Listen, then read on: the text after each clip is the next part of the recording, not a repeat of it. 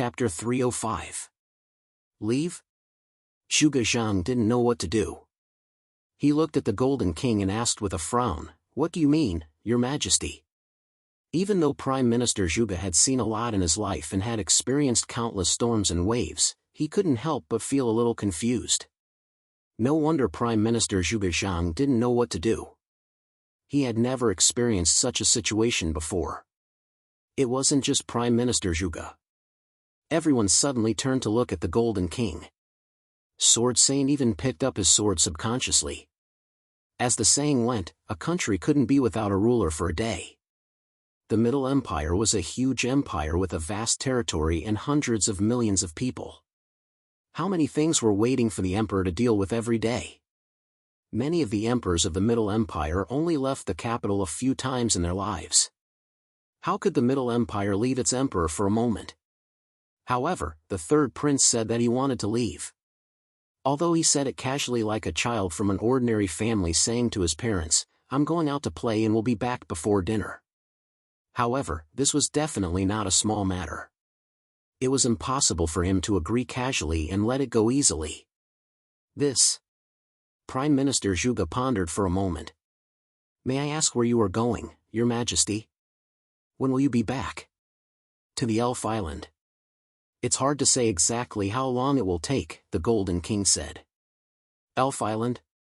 Isn't that the story of the Divine Dragon Empire? How do we get there?" Ouyang asked. "I have my ways." The third prince appeared unfathomable. It seemed that he really had a way. However, he didn't even know where the Elf Island was. "Must we go?" Sword Saint asked. "Of course." Golden King nodded. "Your Majesty, please reconsider." Prime Minister Zhuge said loudly, "As the saying goes, a country couldn't be without a ruler for a day." The Golden King interrupted the Prime Minister. "Prime Minister, believe me.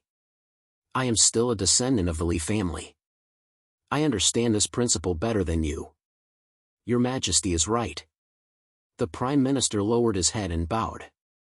"Since Your Majesty is clear, then, that's why I asked you to discuss this matter," the Golden King said. "After I leave, there needs to be a regent in my place.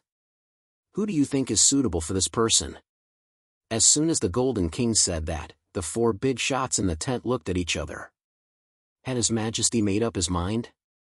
Had the matter of going to the Elven Island been decided? Didn't they need to discuss it further? Why did they start to pick people to govern the country?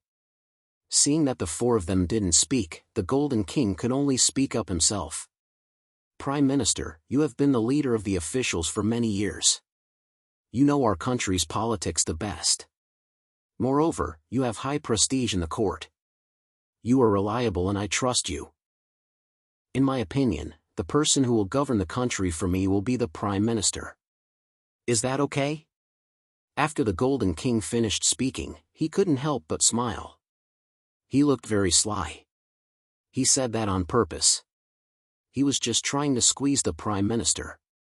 The regent had to be a descendant of the Li family and had the royal bloodline. Only then could he convince the public. Only then could he calm the chaos and stabilize the court. Although the Prime Minister had the power to overturn the court, he wasn't the emperor. He didn't have the power to overturn the court. No matter what he said, the other ministers could raise objections. If the Prime Minister didn't want to rebel, then the position of regent was no different from a mountain of swords and a sea of fire for the Prime Minister. If the Prime Minister didn't want to go through this mountain of swords and didn't want to be roasted on the fire, then he had to come up with a more suitable candidate. Unfortunately, although the third prince had a good plan, he was still young. He underestimated the Prime Minister's shrewdness and political skills. The Prime Minister's expression didn't change at all.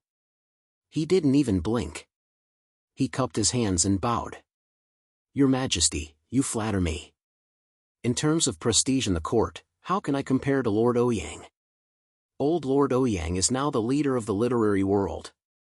All the scholars in the world look up to him. It's better to let Lord Ouyang be the regent." The Golden King's expression changed immediately. The Prime Minister wanted to play a game with him. He didn't mention a more reliable person. Instead, he changed the topic to Ouyang-ju, who was similar to him. The Golden King looked at Ouyang-ju.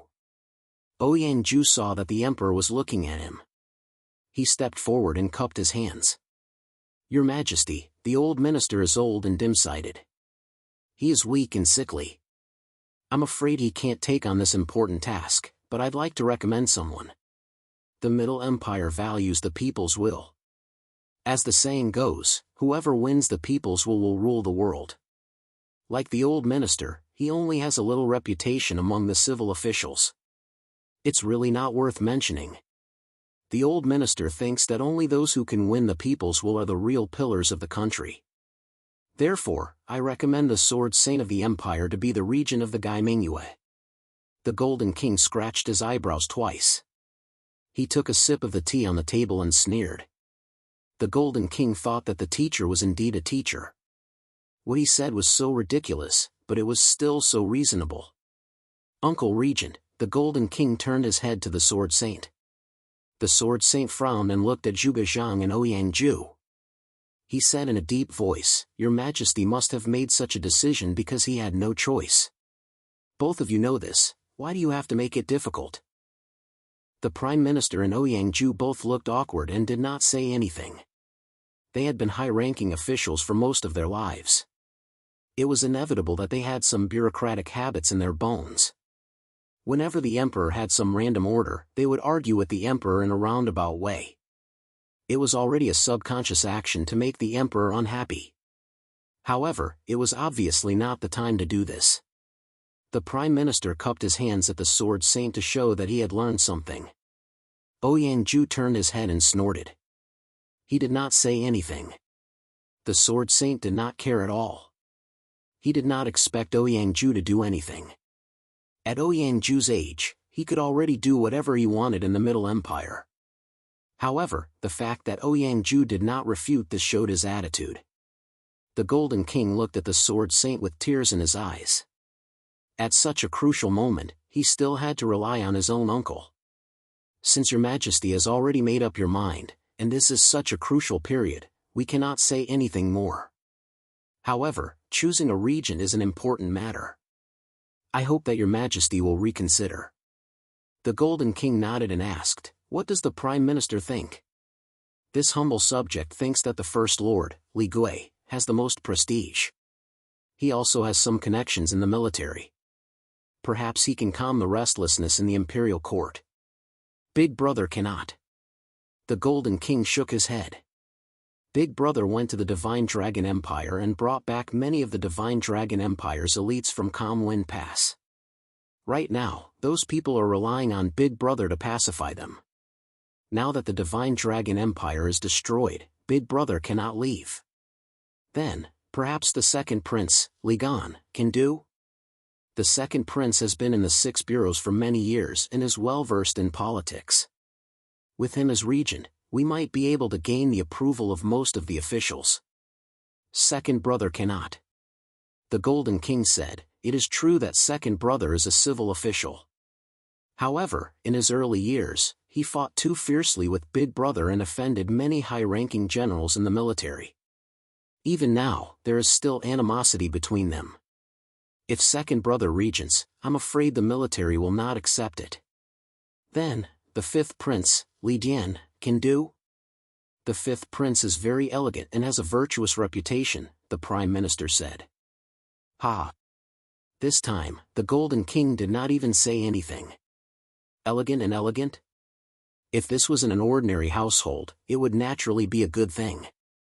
However, in a royal household, this was called not doing proper work. You could properly govern a country, but you did not learn the ways of an emperor. What was the point of reciting poems and composing essays every day? This, the 8th prince, the Prime Minister could not continue. His Majesty personally mentioned the regent. I believe he will not speak without thinking. However, among the princes that Lord Prime Minister mentioned, your Majesty cannot choose one. Since that is the case, I believe your Majesty already has a suitable candidate in mind. I hope your Majesty can give us your opinion, the Ouyang-ju said. Sir, you are right. I do have a candidate in mind. However, I am afraid that this candidate is not suitable for me to say it myself. That is why I wanted to use the Prime Minister to say it. However, I did not expect that even the Prime Minister could not say it. Since Your Majesty has a candidate in mind, there is no harm in saying it. We will obey the decree, the Prime Minister said. Prime Minister, do not be impatient. Do not be impatient. The Golden King raised his hand and stopped the Prime Minister. Prime Minister, please answer a few questions first. Please speak, Your Majesty. This humble subject will tell you everything he knows. Very well. Let me ask you. Is this considered a critical moment for the survival of the human race? Of course it is when the red disaster appears. What are the chances of the human race winning against the red disaster? Forgive this humble subject for saying this, but if Your Majesty still cannot defeat the red disaster, then the chances of victory are rather slim. The Divine Dragon Empire has already been destroyed. Or rather, it has been taken over by the red disaster. At this time, can the Middle Empire still fall into chaos? Absolutely not. Therefore, the person who governs the empire must be able to shoulder this heavy responsibility. There cannot be any mistakes, right? Yes.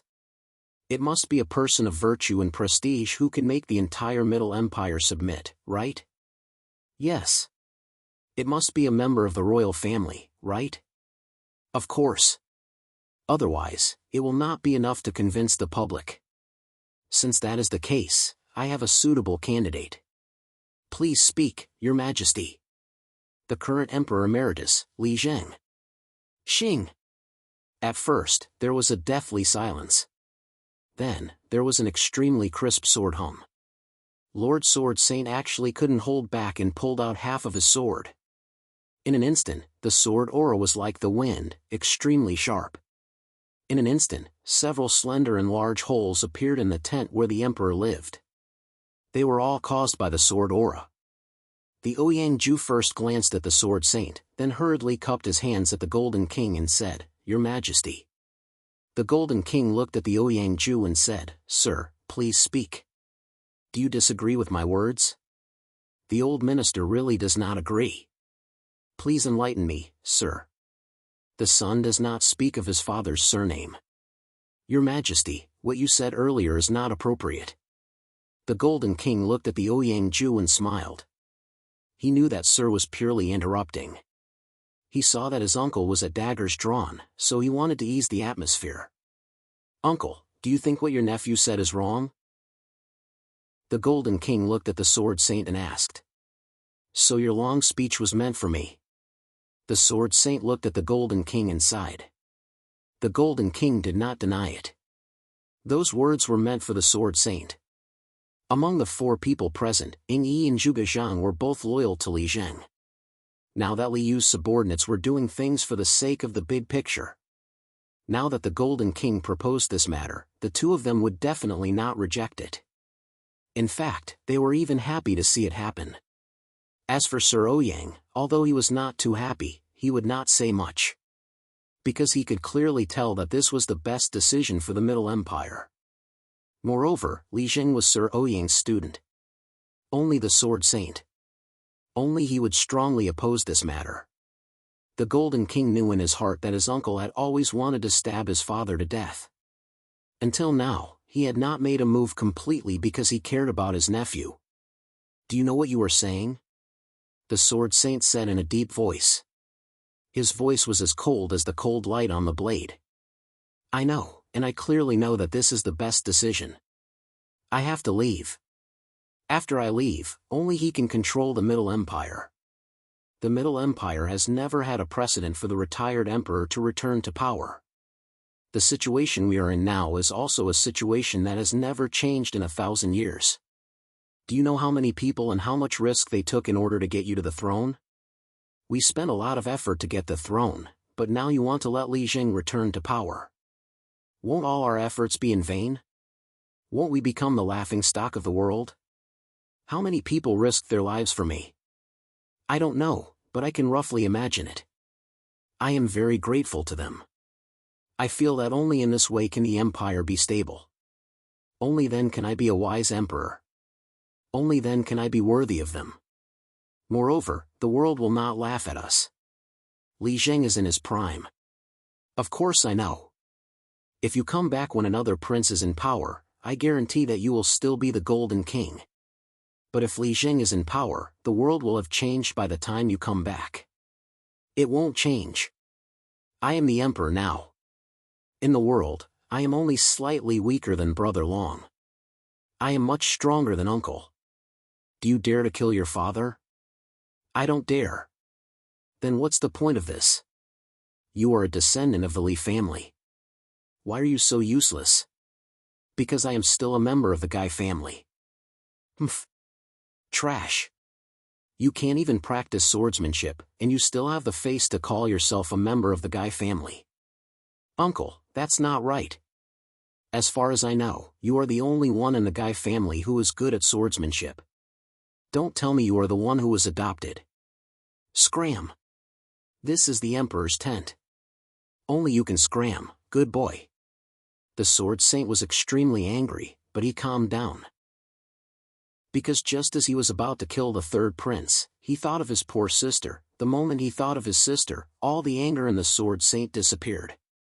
The Sword Saint looked at the third prince and asked seriously, if there is a change in the future and you can't be the emperor, will you still not regret it? I can't say for sure. We can talk about it when the time comes. Oh, that's true. Do you really want to do this? Yes. Good. Now you are the Golden King. You can do whatever you want. After saying that, the Sword Saint turned into a sword light and disappeared with a whoosh. Golden King sighed and felt guilty for failing to live up to his uncle's painstaking efforts. In the sky, the Sword Saint stepped on a flying sword and shuttled through the white clouds. The expression on his face was not as gloomy as the third prince had imagined. Instead, he was smiling and full of gratification. The Sword Saint looked at the blue sky. It was as if he could see his sister's face. Ming-Ying, you is very good. She is affectionate and loyal. She is a good child of our Guy family. She was not led astray by the Li family. You are as willing to give up the throne for the sake of righteousness. Compared to those Li family members who are willing to do anything for the throne, she is much better. Really good. You is really good. Being able to give up the throne after being the emperor is really admirable. Maybe it is because he grew up in a brothel. Because of this, he does not care about power.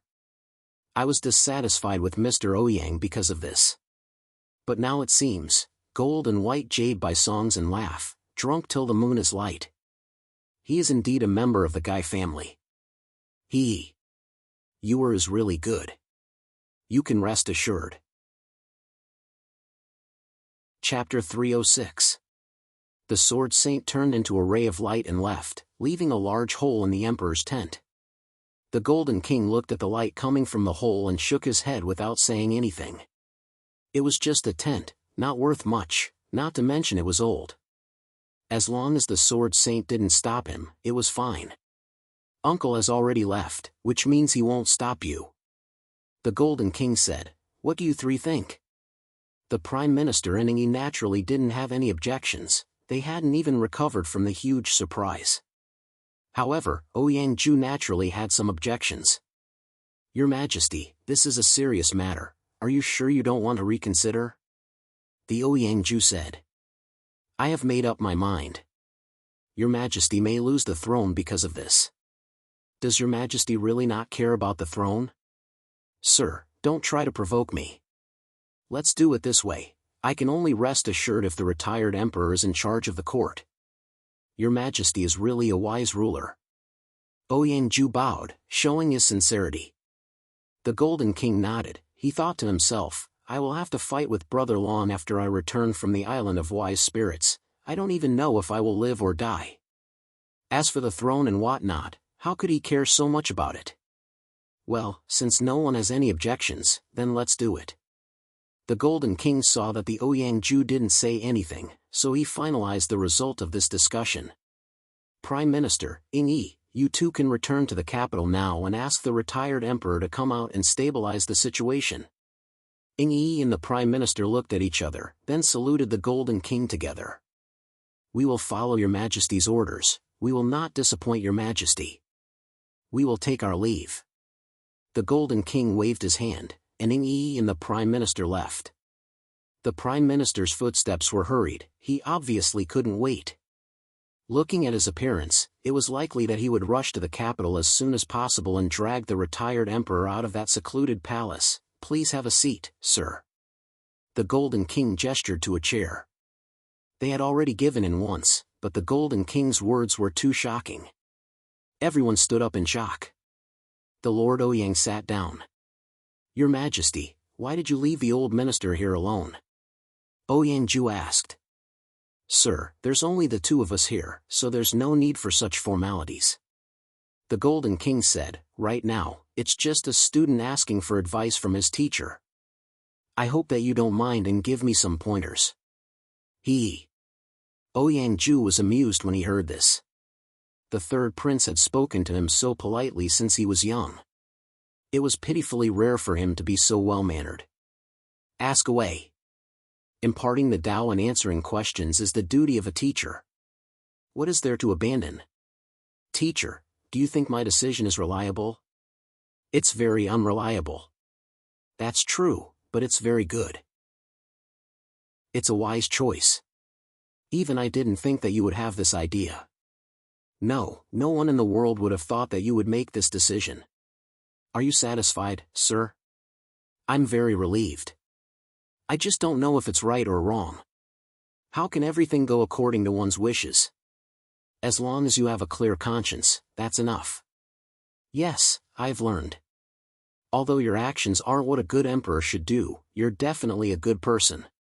You're very good, better than most of the princes. I'm very satisfied. Thank you, sir. After listening to your words, the haze in my heart has disappeared. Since that's the case, your Majesty should just follow your heart. The old minister will take his leave. Please wait, sir. Is there anything else, your Majesty? That. I know that you're knowledgeable in both astronomy and geography, so I have a question to ask. Speak. Who's Liu Bei? Who? Liu Bei. I've never heard of him. Where did your Majesty learn of this person? From Brother Long. Is there a story behind him? Discussing heroes while drinking wine. In the end, Ouyang left in a hurry. The third prince felt that he should have gone to look up the history books. It seemed that letting a dragon have the upper hand in knowledge was something that Ouyang, the leader of the literary world in the Middle Empire, could not tolerate. The third prince shook his head and called for a guard. He asked him to find 2 low-profile clothes that were convenient for him to move about. This made the guard very worried. How could an emperor have low-profile clothes? Even if an emperor went to the battlefield, he would wear golden armor. Where did the word low-profile come from? However, the third prince was an emperor after all. Such a small matter was nothing. If he didn't have any, he could just buy 2 clothes. Third young master nimbly changed into a set of white short-sleeved shirt and long pants. When the guard saw this, he broke out in a cold sweat. How is this something an emperor should wear? What is His Majesty trying to do? Send orders to the commander of the Cloud Pagoda Mountain garrison to immediately break camp and rebuild, the third prince said. Yes. The guard cupped his fists and turned to leave. 2 days later, auspicious Cloud City, east of the Divine Dragon Empire. No, it should be called the east of the Red Dragon Empire now. The third prince strolled leisurely on the stone-paved street. He looked at the buildings around him with interest, which were very different from the Middle Empire's style. There were many wooden buildings around him, but there was no one on the street. Auspicious Cloud City was now an empty city. Only the third prince walked on the street. The third prince almost felt like he was the only person in the world. This lasted until he saw the black figure standing on the East City Gate Tower. You're here? Aisha said as she looked at the third prince, who was on the City Gate Tower. I'm here. The third prince walked to Aisha's side.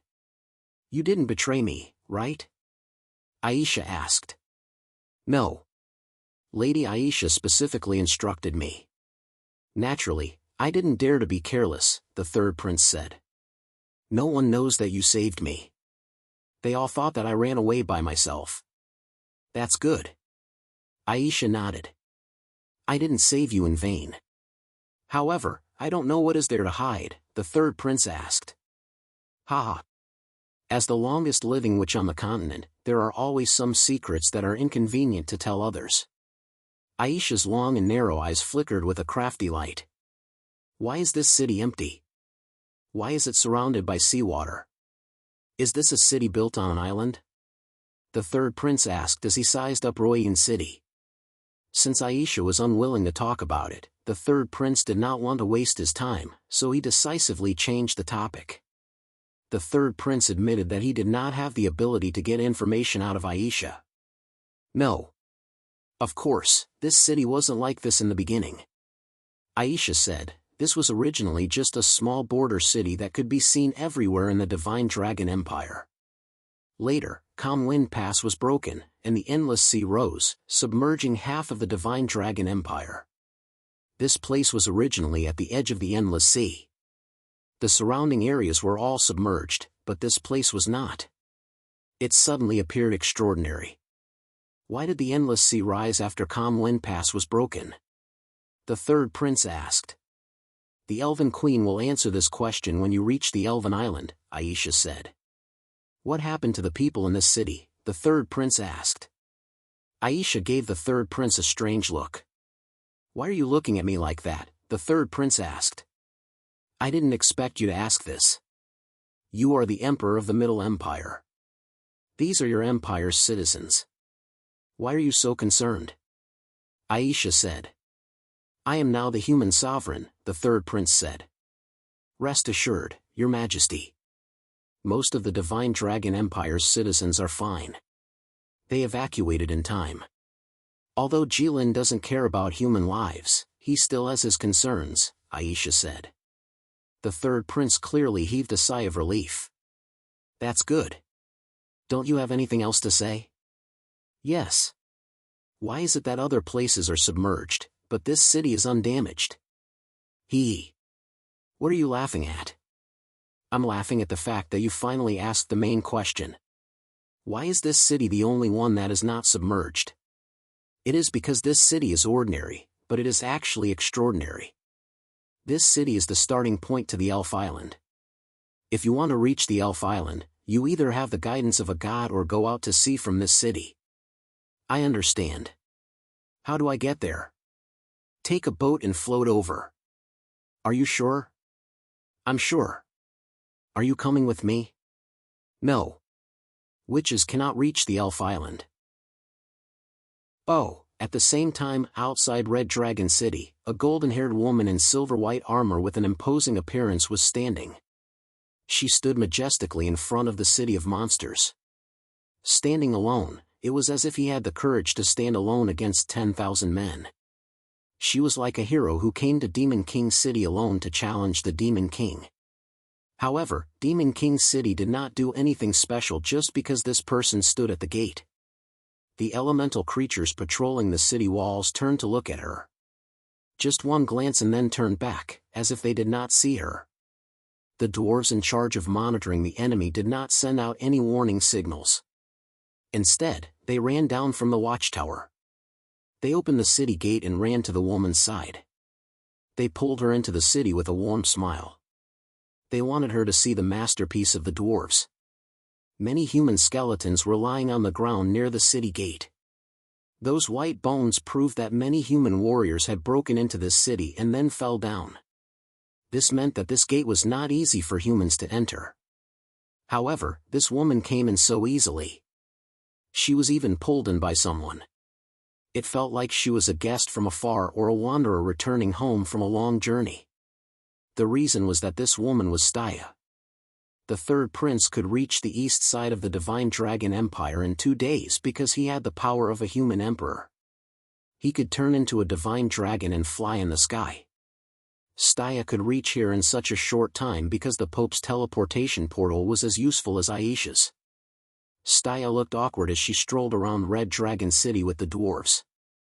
This was because the current situation was different from what she had expected. In her imagination, she had already parted ways with Jilin.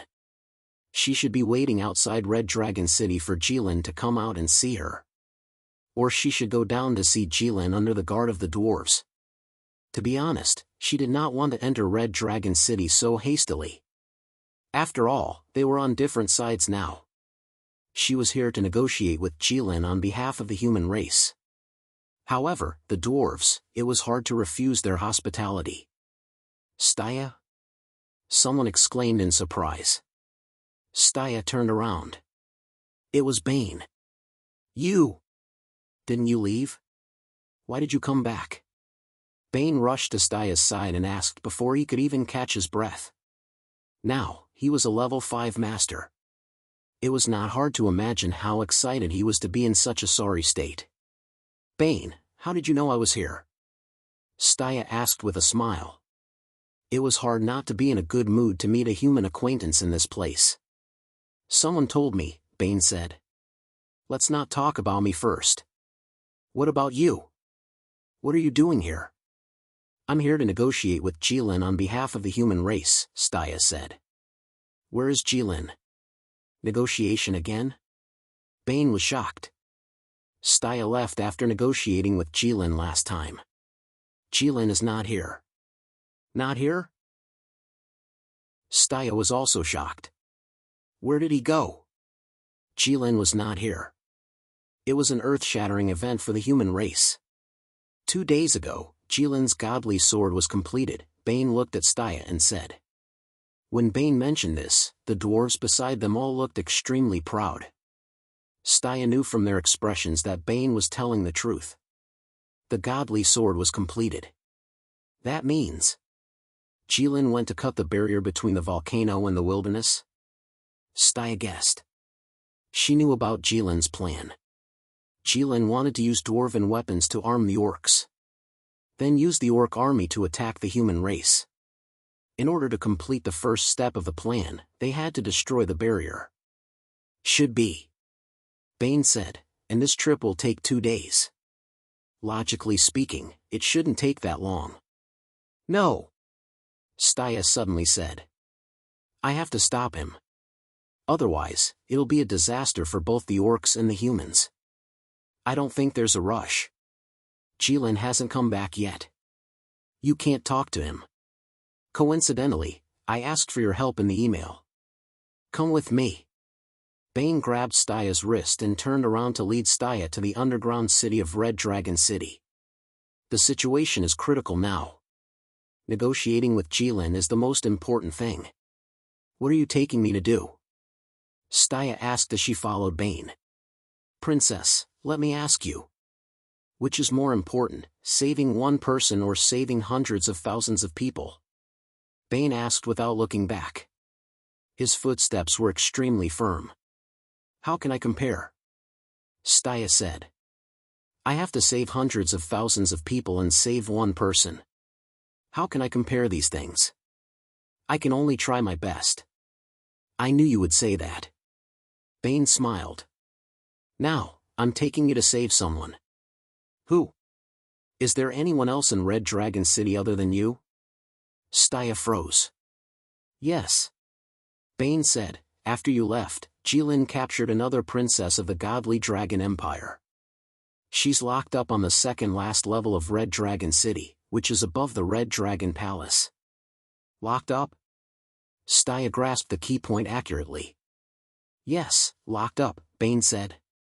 Compared to you, this princess's treatment is like heaven and earth. She's locked up in a prison cell built by the dwarves all day long with arm-thick shackles on her feet. It's a horrible sight. Also, this princess isn't as powerful as you. That princess is a bit weak and lives in fear all day long. She washes her face with tears. It's so tragic. Bane talked for a long time, but Staya didn't respond. Finally, he couldn't help but look back. Staya was so angry that her face turned red, and her hair stood on end. Chapter 307. Staya, it was hard to say.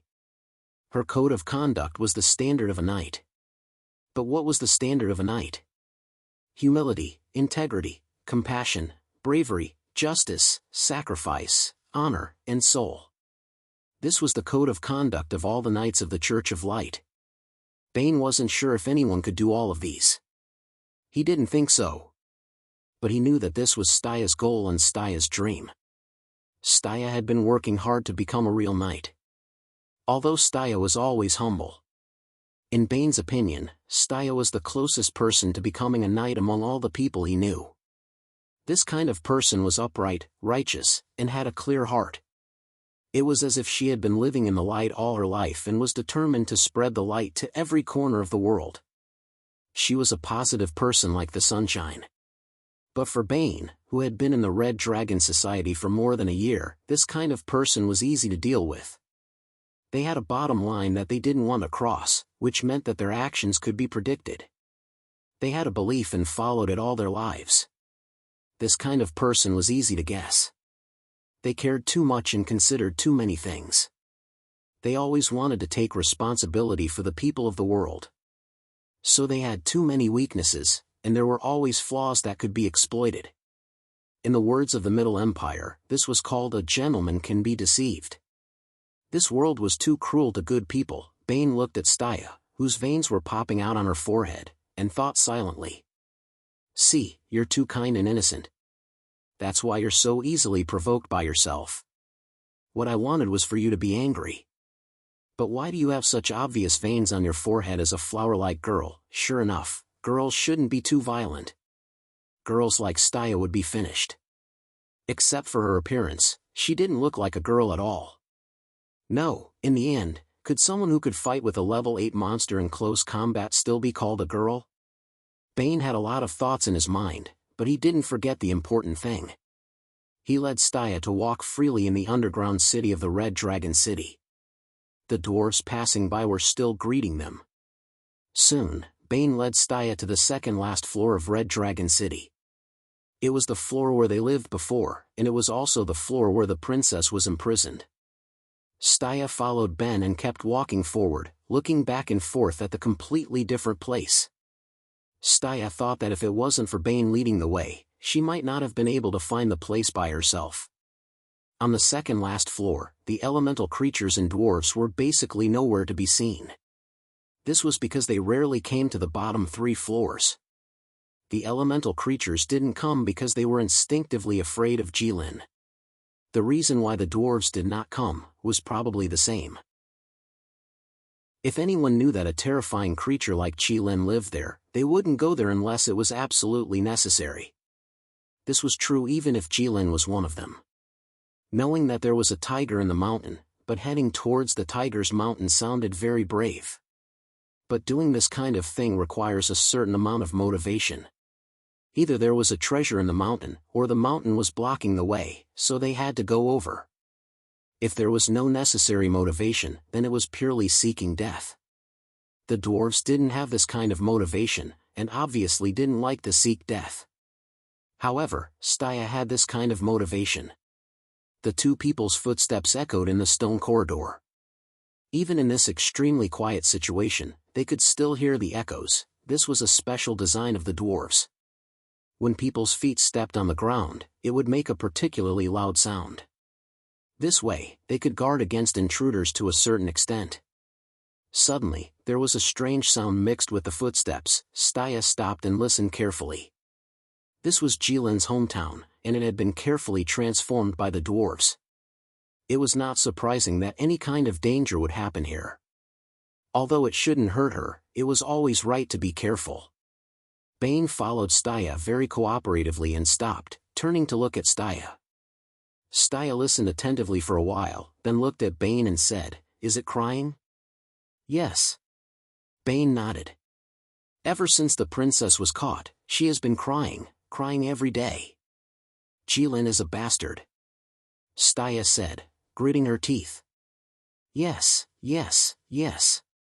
Bane quickly agreed. "The princess is right, he is a bastard. The princess cries every day, and I can't bear to see her crying. I went to talk to Jilin, but he ignored me. I want to secretly save the princess, but I don't have the ability. Even if I can take the princess out, I can't take her through Mount Gerda. Let's go and save the princess. Staya snorted and strode out. Bane looked at Staya's strong back with admiration, thinking that there were advantages to not looking like a girl. Look at her, she was so forthright. Although Bane admired her, he still rushed in front of Staya and stopped her. What are you doing? Staya asked. I have something to tell you, Bane said. Now? Staya tilted her head. I don't know when Jilin will come back. But I still have to tell you. Bane said. I'm afraid you don't know what's at stake. Princess, you came to see Jilin for something, right? Make it short. Staya was very straightforward. Okay, Bane said. Jilin values Lysana very much. So much that it's a bit unusual. Lysana? She's the one who's crying right now. Ben raised his thumb and pointed behind him. Oh, go on. Staya understood. This princess is different from you. She's received a lot of treatment that you've never had, Bane continued. For example, the newly built prison cell. For example, the hastily made shackles. Before Lysana came, there was no such thing as a prison cell in Red Dragon City. Because Jilin doesn't have the concept of keeping people alive.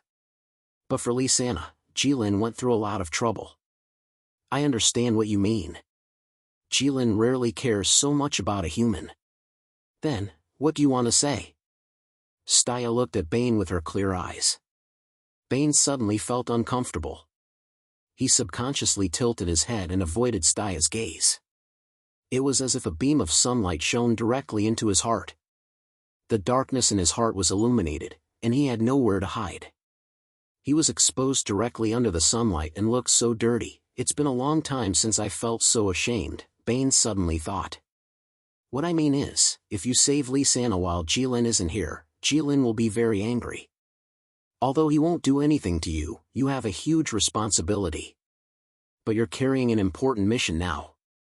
You're here to negotiate with Jilin. It doesn't seem wise to provoke him before the negotiation begins. You'll be at a disadvantage. Bane's voice became softer and softer as he spoke, and he became less and less confident. Staya's gaze was so righteous and fearless. It was as if there was no darkness at all. How did this person grow up? Bane secretly glanced at Staya and thought. When he was with Staya, Bane didn't think much of it. Back then, he was still a country bumpkin. He thought all nobles were like this, let alone royalty. However, he stayed in the Divine Dragon Empire for a year and played all kinds of tricks in the Red Dragon sect. He schemed against others and was schemed against by others. After rolling around in the dark swamp of the mortal world, Bane finally understood how difficult it was to become someone like Staya. It was like going against the whole world. You asked a similar question before. Staya looked at Bane and said, my answer is still the same. This kind of question isn't about weighing the pros and cons. It's not that simple. The situation is urgent now. I'll tell you slowly when I have the chance in the future. After Staya finished speaking, she walked in the direction of the sobbing sound. After turning a corner, Staya saw the bars that Bane mentioned. It was indeed a prison cell that had just been built. The traces were still very new. Then, Staya saw a petite girl with black hair. She buried her head in the bed and cried wholeheartedly. No wonder Bane didn't hear anything when she was talking to him. Staya frowned and turned to look at Bane. The princess of the Divine Dragon Empire? Yes, Bane said. But she's very special. Are you sure she has nothing to do with the third prince? I think so. Her age doesn't match. Can't she be his sister? I don't think so. Stop talking nonsense. Go and greet her. I don't want to scare her. It's not convenient for me. Go quickly. Staya actually kicked Bane. Ouch! Bane screamed and jumped out. He knew that Staya was using this opportunity to vent her anger. His previous words had angered her after all. This time, no matter how seriously Lysana was crying, she still heard Bane's scream. She raised her head in a daze and looked behind her. She immediately saw Bane. Lysana was stunned at first. Then, her eyes widened in surprise. In the end, she burst into tears. Wah, Bane looked at Staya bitterly. The meaning was very clear.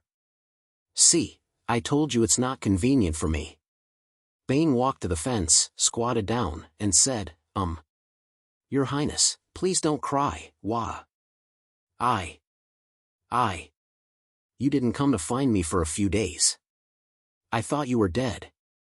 Wah. Lysana couldn't stop crying and stuttered. Bane looked at Lysana with a headache and then looked at Staya. He thought to himself, although the former is normal for a princess. But to Jilin, who loves to sleep, catching Staya might be a wise move. Could it be that guy is really far-sighted and thought of this? It doesn't seem like it. Your Highness, don't cry. I'm not dead, right? Bane smiled. Then why didn't you come to find me for so many days? The princess tried her best to wipe her tears. Her eyes were still filled with tears, and she looked extremely wronged. It's like this. Bane rolled his eyes 3 times. He was ready to make up a story. Your Highness, don't be anxious. Listen to me slowly. It's like this. A few days ago, I just fought with the evil dragon for you. But I didn't expect that the evil dragon was so powerful that I couldn't defeat him. So, I had no choice but to retreat for now. I need to plan for the future and plan for the future. You couldn't defeat him either. The princess's eyes flashed with a light called panic. She looked like a frightened deer. But, Your Highness, don't be afraid. It's different this time. I found someone to help me. Bane looked up, straightened his back, and pointed behind him. He looked high-spirited, but he also looked like a dog threatening to bully others. Staya cooperated and walked up to him. After all, they had been through so much together. They had a tacit understanding. Seeing Bane like this, she knew that Bane had been fooling people a lot. But Staya didn't plan to expose him. Hello, Princess Lysana. Staya bowed elegantly like a noble. Bane saw this and curled his lips in disdain. He thought to himself, what a good act. But he had to admit that although Bane didn't like Staya's etiquette, the effect was immediate. Seeing Staya's etiquette, Lysana seemed to have calmed down instantly. She stood up and bowed back to Staya. It was also perfect and impeccable. Bane smacked his lips and sized up the surroundings. He thought to himself, you two, we're in a tiger's den now. This isn't a royal palace. Can you stop talking nonsense? You are? Lady Saintess of the Light? Lysana looked at Staya and asked. You know me? Staya was stunned. Yes. Lysana nodded cutely. Princess of the Simai Empire. Father has always told us to look up to you. I finally get to meet you today. You're welcome, Princess. Now, please stay away from the fence. I'm going to get you out. As Staya spoke, she took out the Shield of Promise from the sacred Book of Light. Bane was stunned. He quickly stood up and ran far behind Staya. Was Staya going to break the fence? Did she have to be so violent? Put your hands on your head, squat down, hide. Bane yelled. He didn't know what Staya was thinking. Wasn't she afraid of hurting the princess if she made such a big scene? That's right. She had the sacred Book of Light. Small injuries like broken limbs or bleeding from the head were nothing to Staya. Oh. Lysana obediently walked to the corner of the bed and squatted down with her hands on her head. She was like a little white rabbit hiding from danger. Staya took 2 steps back. Then, she raised her shield and charged forward. Night skill, charge. Staya charged toward the cell with an overwhelming force, boom. With a huge sound, the fences that were as thick as an arm were shattered into countless pieces. The cell was opened. Bane smiled. Everything was within his expectations. The fences made by the dwarves could stop him.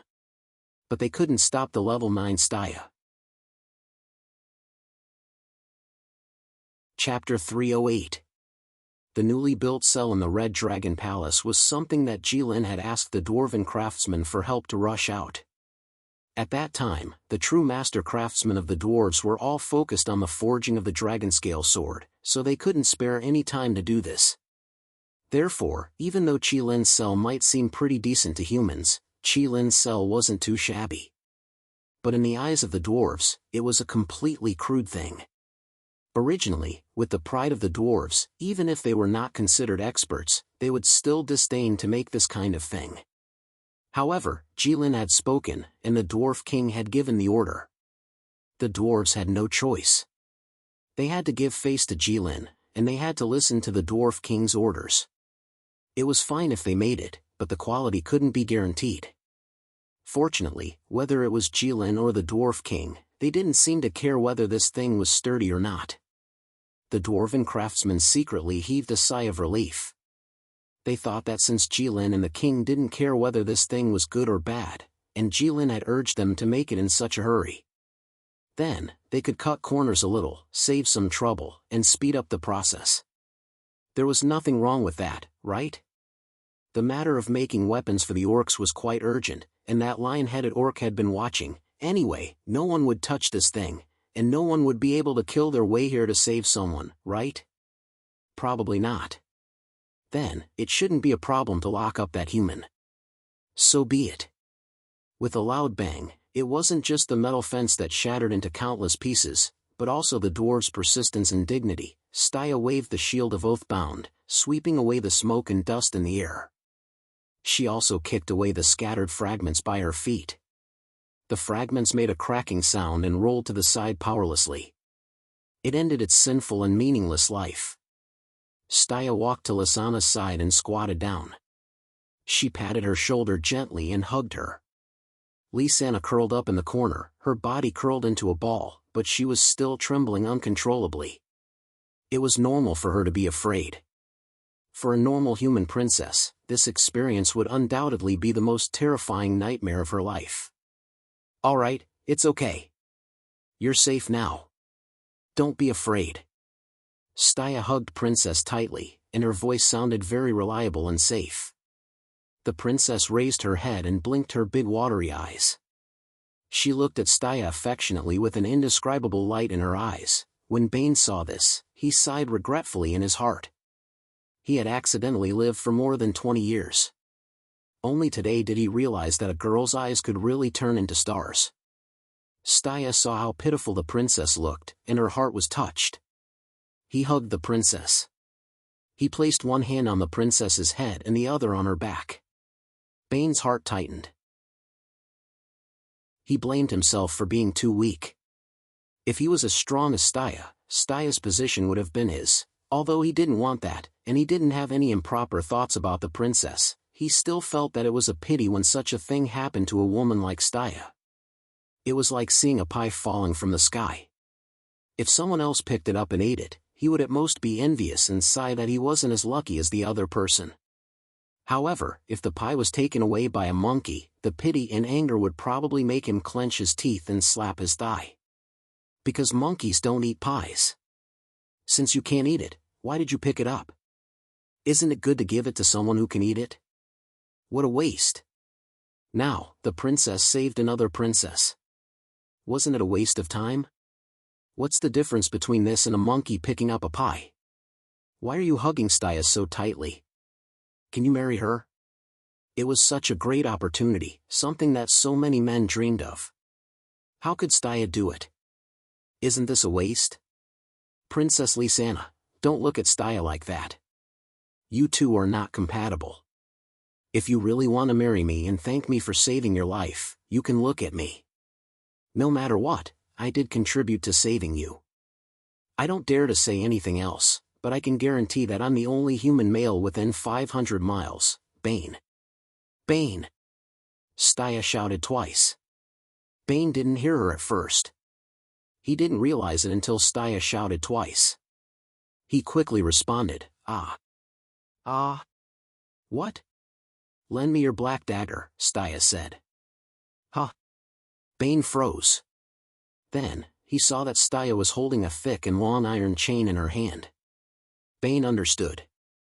Staya wanted to cut the iron chain with the black dagger. The chains were locked around her ankles, and if he were to make too big of a movement like when he was breaking the fence, he might accidentally injure the princess. Therefore, Staya couldn't use her battle hammer or shield. She could only use a sharp weapon. Coincidentally, Bane had a completely black dagger that never left his body. It was a gift from the dwarfs. Different from these crude weapons, it was a weapon made by the dwarfs with great care. It could cut through iron like mud. Oh, here. Bane quickly took out the dagger and walked to Staya to give it to her. But do you know how to use it? I've never seen you use a sword before. Sword skills are compulsory for the royal family, Staya took the dagger and said casually. Oh. Bane nodded. The royal family is so tiring. You have to learn everything. What do you think? Staya tightened his grip on the dagger and lifted the chain with his other hand, gesturing at it. She seemed to be thinking about where to cut. What's there to hesitate about?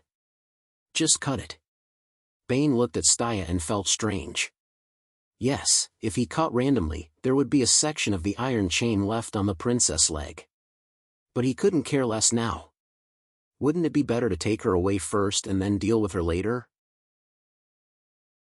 No, Staya said. Why not? Bane was shocked.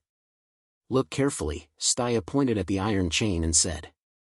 Bane heard this and squatted down to look at the iron chain. Gradually, he saw a light green symbol on the iron chain. This is. Bane asked with a frown. According to my judgment, it should be a wind element magic circle. The magic circle can reduce the weight of the iron chain, slow down the vibration of the iron chain and reduce friction. Staya looked at the green symbol and said after thinking for a while. You know this too? Bane looked at Staya in surprise. He didn't notice this before. This is compulsory for the royal family too? No, it's not. Staya shook her head. It's compulsory for the Church of Light. Bane suddenly remembered that Staya was the saintess of the light. No, it's compulsory for the Church of Light to memorize the Holy Book of Light, Staya said. Then how did you learn about magic circles? Bane asked. I don't know anything about magic circles.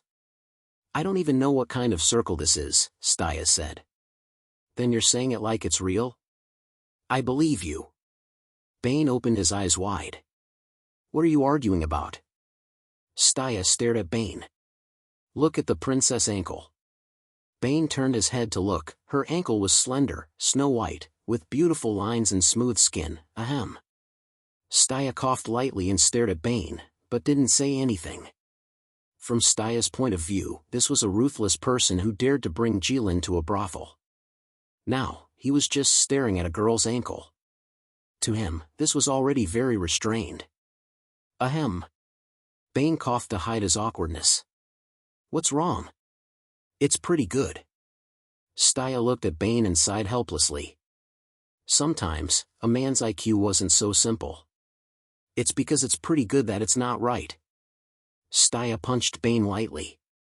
Such thick shackles, how heavy are they? If you wear them for a few days, the skin on your ankle will definitely be damaged. But look at the princess ankle, is there any damage? This means that this magic circle is to protect the princess and can't be destroyed easily. Bane sat on the ground with a thud. He felt like he was punched by a gorilla. Yes, yes, yes. Bane sat on the ground and nodded. Whatever you say is right, just don't do anything. Staya rolled her eyes at Bane again. Then, she thought about how to cut the chains without damaging the magic circle.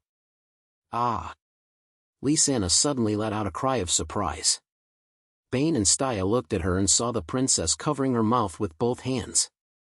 Her body was trembling violently again. Her eyes were filled with endless fear. It was as if she saw the evilest demon, and she couldn't fight back at all. Staya and Bane followed the princess' gaze and turned to look. A slightly thin human figure appeared in front of them. That person looked very special, with golden eyes and red hair. Staya and Bane looked at each other, and the light in their eyes dimmed. Actually, they didn't need to look back. Even if they didn't look, they knew who it was. To be able to scare Princess Lysana to such an extent with just an appearance, it was naturally Qilin who had captured her. Staya picked up the shield and turned to put it in front of her. She blocked the princess behind her. They were in the prison cell now, and there was no way to escape. Plus, the chains on the princess' feet were still there. It was too late. Although Staya knew that the shield wasn't very useful, it was better than nothing. "What are you two doing?" Qilin walked towards them step by step and tilted his head.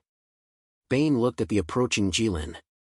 He gulped, clenched his teeth, and finally made up his mind. He pulled out the long sword on his back. He stepped in front of Staya and pointed the sword at Qilin.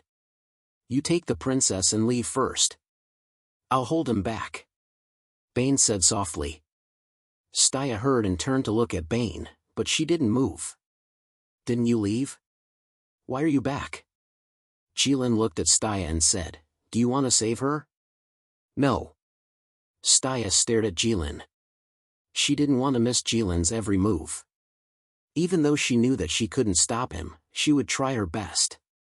"I'm here to negotiate with you on behalf of His Majesty and the human race. Why are you still here? Go now." Bane was so anxious that he wanted to stomp his feet. "Negotiation again?" Qilin said. "Human Emperor? You mean the third prince, right?" Yes. "You've already fought with him." Staya nodded. "Take the princess and leave now." Qilin was getting closer and closer. He was almost blocking the hole in the cell. Bane couldn't stand it anymore. He stomped his feet and rushed toward Qilin like a sword leaving the bow. He stabbed with his sword, like a flash of lightning that cut through the night sky. Sword move, no return. Although Bane only knew one move of the sword technique, he had already practiced it to the point where it had both form and spirit. Even if the Sword Saint saw it, he wouldn't be able to find anything wrong with it. "Yes, we've already fought. He's too weak to be a threat," Qilin said to Staya with a smile. At the same time, he grabbed Bane's sword that was as fast as lightning. Crack! The long sword broke. Qilin threw the tip of the sword on the ground and walked past Bane. Even the human emperor was too weak to be a threat, let alone him. Bane attacked Qilin, but Qilin didn't care at all. Because as far as he was concerned, Bane's sword was just a joke. It was a harmless joke between friends. Not only did Qilin not take it seriously, but Bane also didn't take it seriously. Staya didn't take it seriously either. Bane's sword was broken, but he didn't look upset or surprised at all. That's right, there was nothing to be surprised about. It was a matter of course. When Bane asked Staya to leave, Staya didn't move. That was why. "How long do you think you can stop Qilin? 1 second? Or 1 second? None of them, right?" Although his courage was commendable, he didn't have to work hard. After all, the human emperor has only been on the throne for a day. Staya reminded Qilin. "Yes, that's true." Qilin nodded. "But even if he completely masters the power of the human emperor, he can't beat me." "How do you know?" Staya asked. "It's fate," Qilin said. "He doesn't know how to fight. You know that. He can learn." No, it has nothing to do with learning. He wasn't born to do this. There were many things that were decided before one was born, and it was not something that could be changed by human power. For example, no matter how strong a stag is, it can't beat a hungry lion. That's fate. The fate is with the human emperor. No, it's not. The fate is not here. The way of heaven is clear and fair. How can it be with one person? That's a good idiom. You taught me well. Stop. Staya suddenly let out a roar. Qilin obediently stopped. While they were talking, Qilin had already walked out of the cell. Hearing Staya's yell, Jilin stopped at the edge of the cell. He crossed his arms in front of his chest and leaned against the fence that was still intact. He looked at Staya playfully. Bane turned his head and looked at Jilin, who was leaning against the fence, and then looked at the broken sword in his hand. Bane threw the sword on the ground casually. The situation was over. There was nothing he could do. He could even go back to his room and sleep. Princess Lysana had already retreated to the corner and curled up into a ball again. She was like a little white rabbit that was targeted by a hungry wolf and had nowhere to run. Chapter 309. Bane was a smart person. He knew how to judge the situation. Bane would give up on something that was completely hopeless. Just like the plan to save Princess Lysana. His sword was broken by Jilin, so he didn't want it anymore. It was useless to pick it up anyway. In his eyes, he had already tried his best, so there was nothing he could do about failure. He didn't let anyone down. Bane admitted that he couldn't do it even though he knew it couldn't be done. If he saw the south wall, he should quickly turn around and find another way. Or else, he wouldn't kill himself. But Staya wasn't that kind of person. Staya had faith and conviction. This kind of person wouldn't give up. They wouldn't turn back until they hit the south wall. Perhaps in the eyes of Bane and most people, this kind of person was unreasonable and stupid. But in Jilin's eyes, these stupid people were the ones who could do great things and change the world. They chose the difficult path that others didn't dare to take because of their conviction. They looked at the south wall and didn't have any intention of turning around. They walked towards the south wall with firm steps. They hit the wall again and again, until their heads were bleeding and their bones were broken. That's right, most of these people died at the south wall and didn't have much fame. But a small number of them broke through the south wall. The world would call this a miracle. Crimson Jilin thought to himself, Staya is someone who can create miracles. Aren't you here to negotiate? Jilin looked at Staya and said, sure, come out, let's go down and talk at the Red Dragon Palace. I'm not going out. Staya held her shield tightly. Then I'll go in? Jilin asked. Don't come in. Staya shouted. This is my home. She was a bit annoyed. Then don't come in. Jilin nodded helplessly. So be it. You're not looking for her.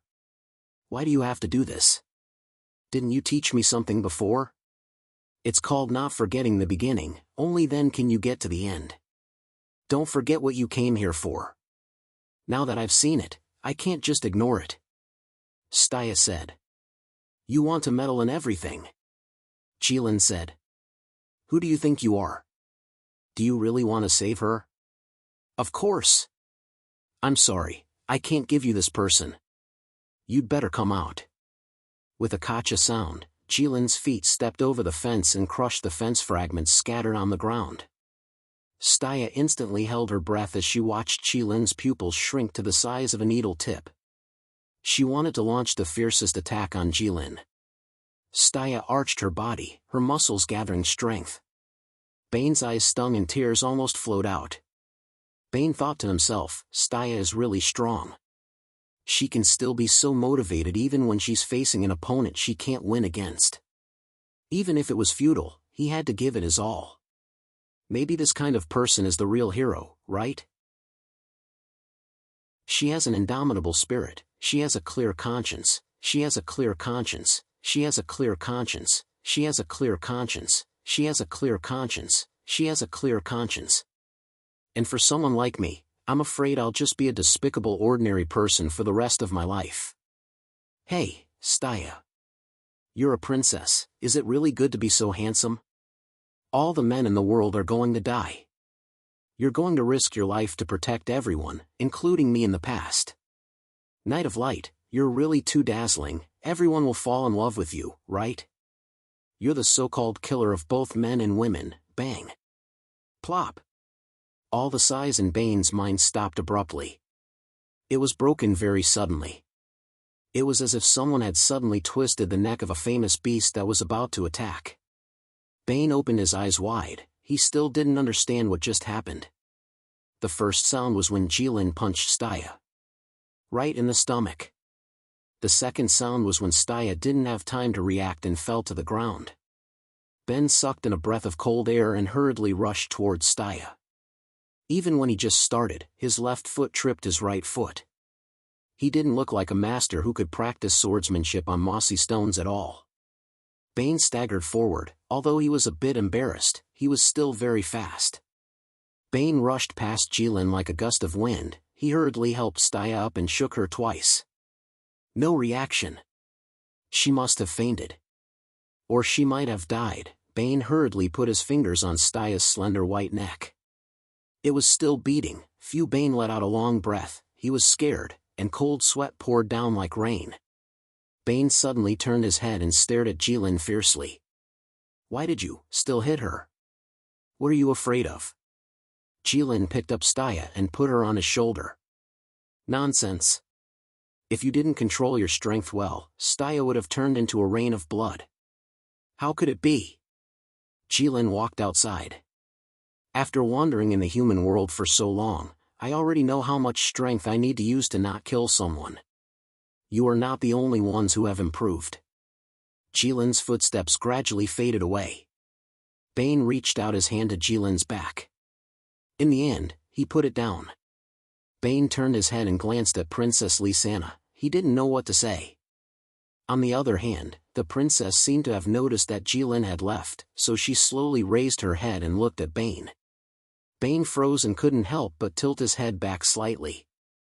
This was because Lysana's eyes were suddenly filled with fear and fear. It was just like when she saw Jilin. Princess, Bane didn't know what to say, but he had to say something. Don't come over. Don't touch me. You're in cahoots. You're all in cahoots. Lysana took the initiative to gain the upper hand. Bane sighed and swallowed the words that he hadn't thought of. At this point, it was indeed useless to say anything. There was no need to say anything. Anyone who heard the conversation between the three of them would think that the three of them were in cahoots. Moreover, the truth was almost the same. They were right.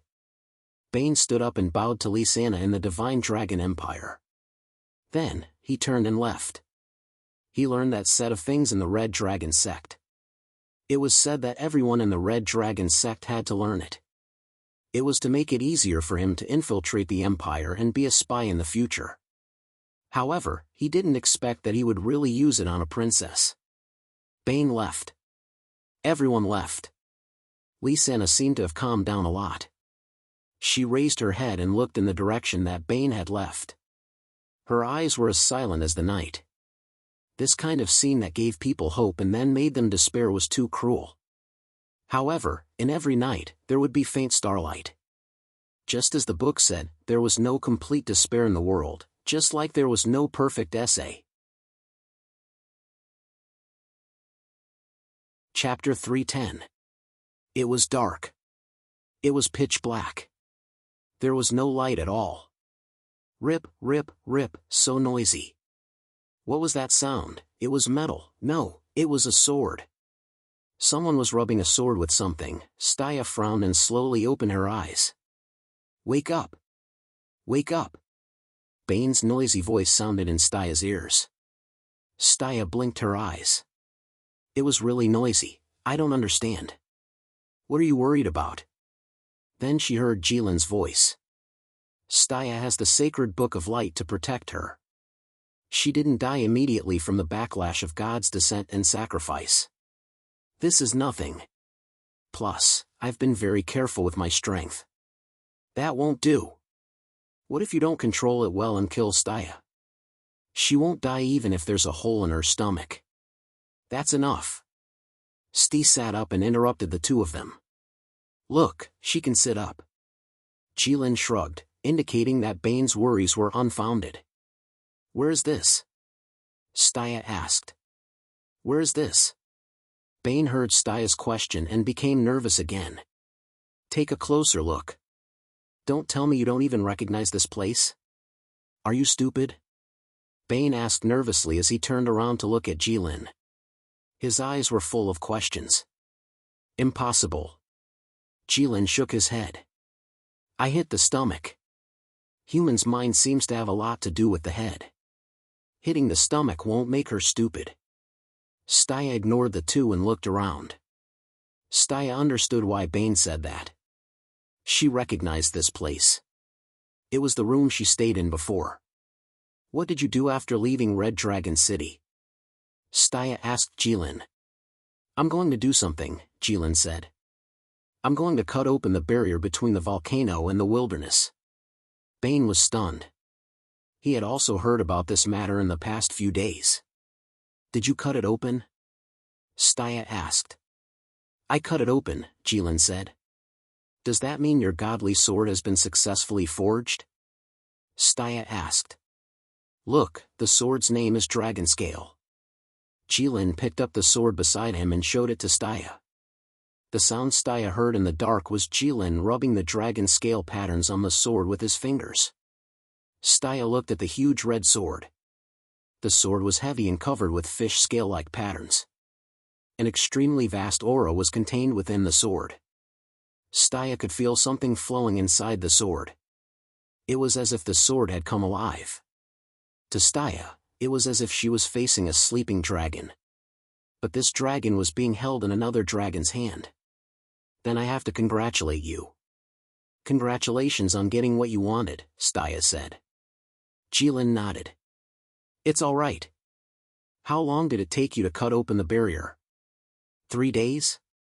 Staya asked. No, I only used one sword, Jilin said.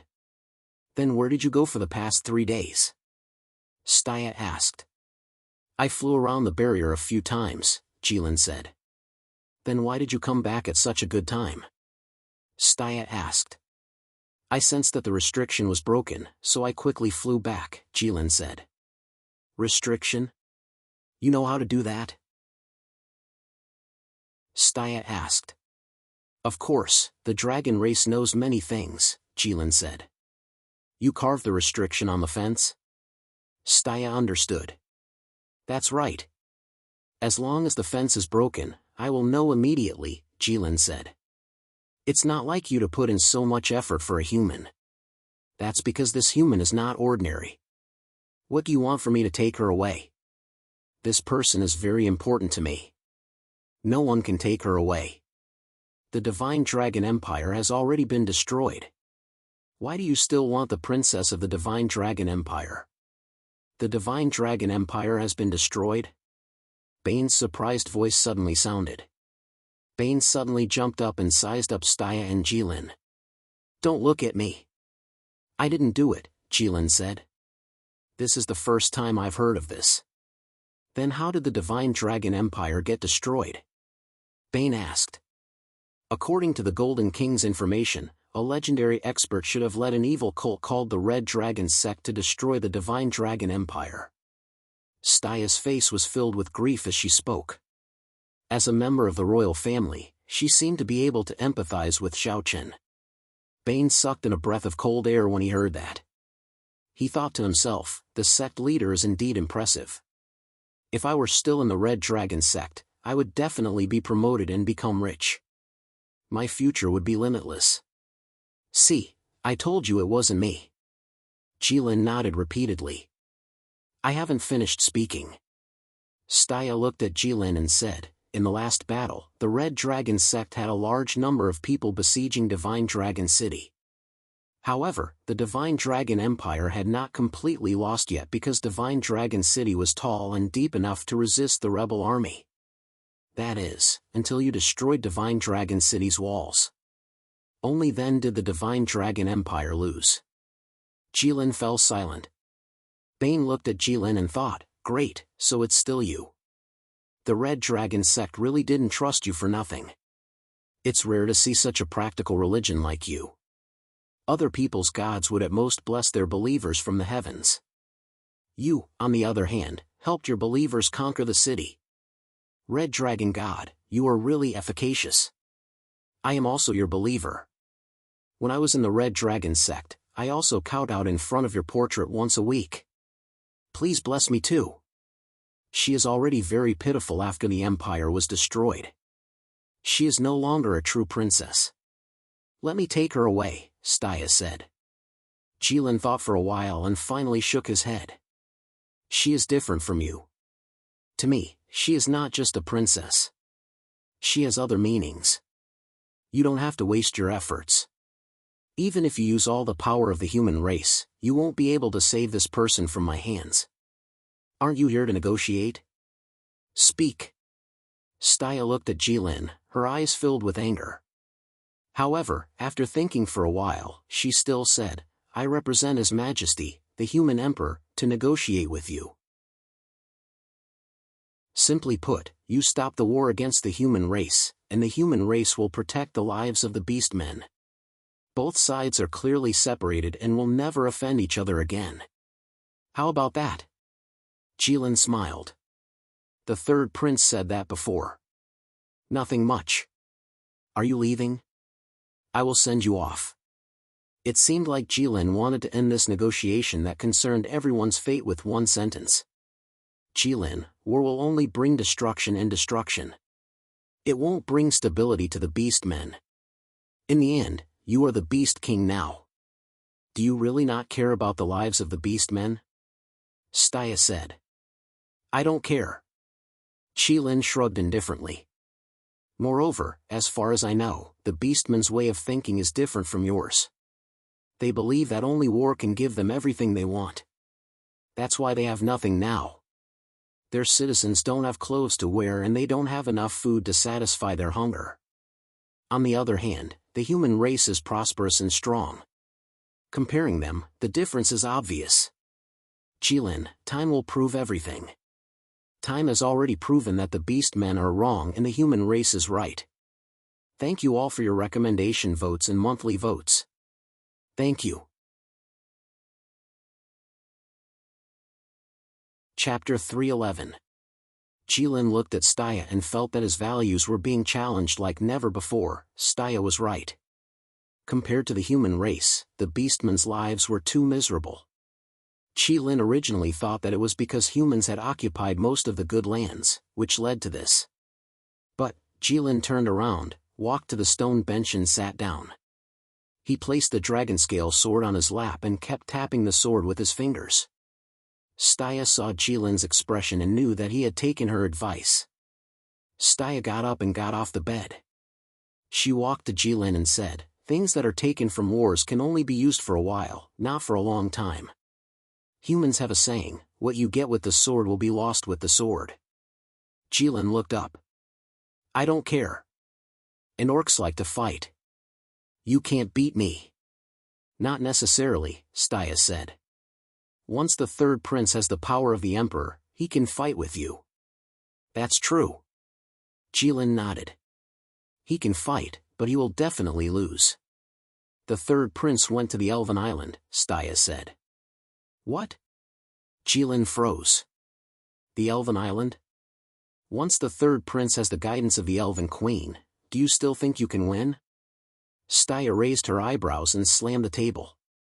Jilin was silent. He lowered his head and thought for a while. Then he looked up. Yes. Jilin stabbed the sword into the ground. I have a sword now. Staya glanced at the red sword and then stared at Jilin's golden eyes. Are you willing to fight with the third prince? Jilin's golden eyes flashed. If you can convince Sing and the Dwarf King, I won't stop you. Okay. Staya stood up straight and said in a low voice, where is he? I'll go look for him. Up there. Jilin pointed upwards. Bane knows. Staya looked at Bane. Bane nodded, indicating that he knew. Jilin, Staya called. Huh? Jilin looked at Staya. Why do I feel like you've changed again? Staya looked at Jilin seriously.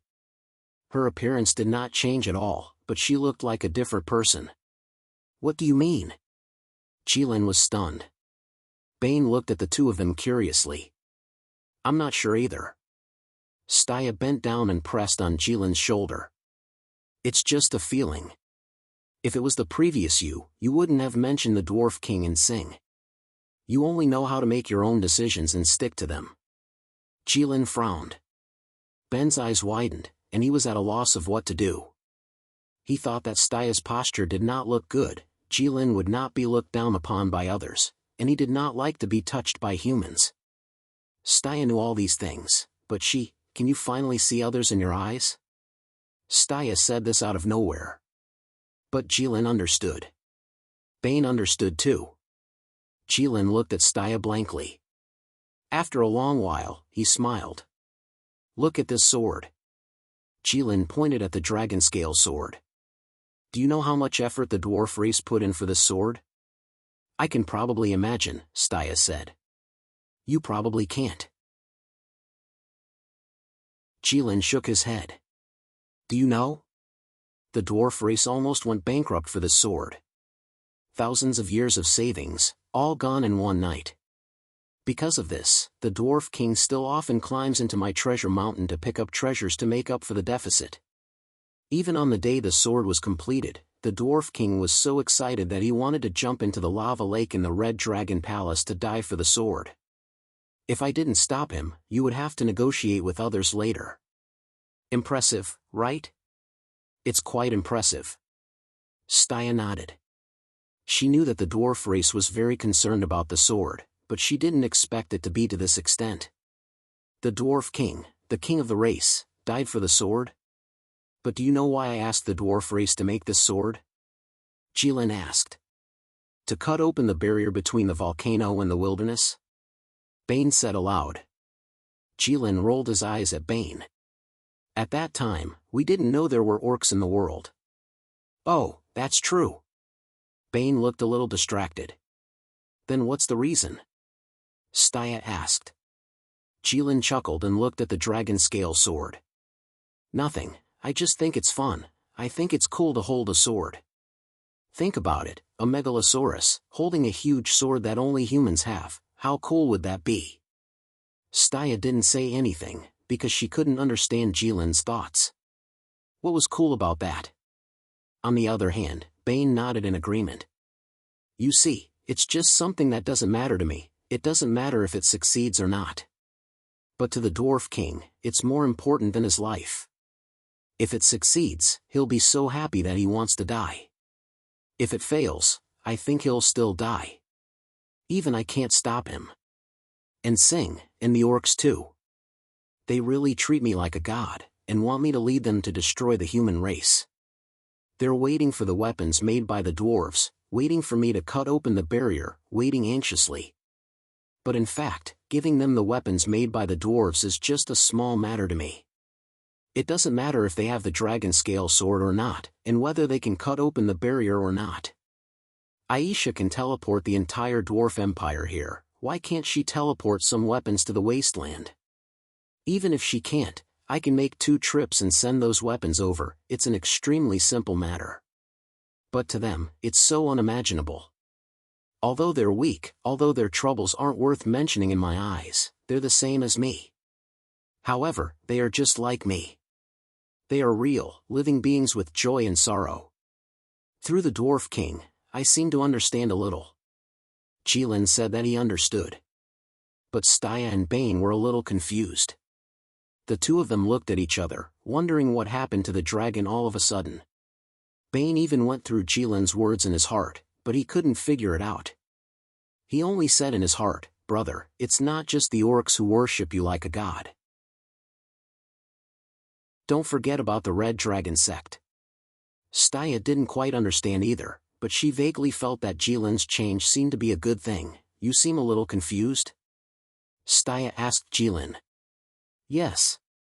Jilin nodded. I haven't thought through many things. Then take your time, you have plenty of time, Stya said. Yes, Jilin said. At least you finally know that other lives are as precious as yours, Stya said. Huh?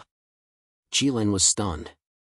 That doesn't seem right, because I can live for a long time, but you only have 100 years. That means my life is more precious. Is the meaning of life decided by the length of time? Stya said, based on what you said, the most meaningful life should be a turtle. What is a normal life? Jilin asked. It doesn't count people like you, Stya said. Then what determines the meaning of life? Jilin asked. Everyone has a different opinion. Some even say that life doesn't have any meaning, Staya said. It's the same as not saying anything. Jilin pouted. Such a great and profound question, humans won't be able to figure it out with their 100 years of life, Staya said.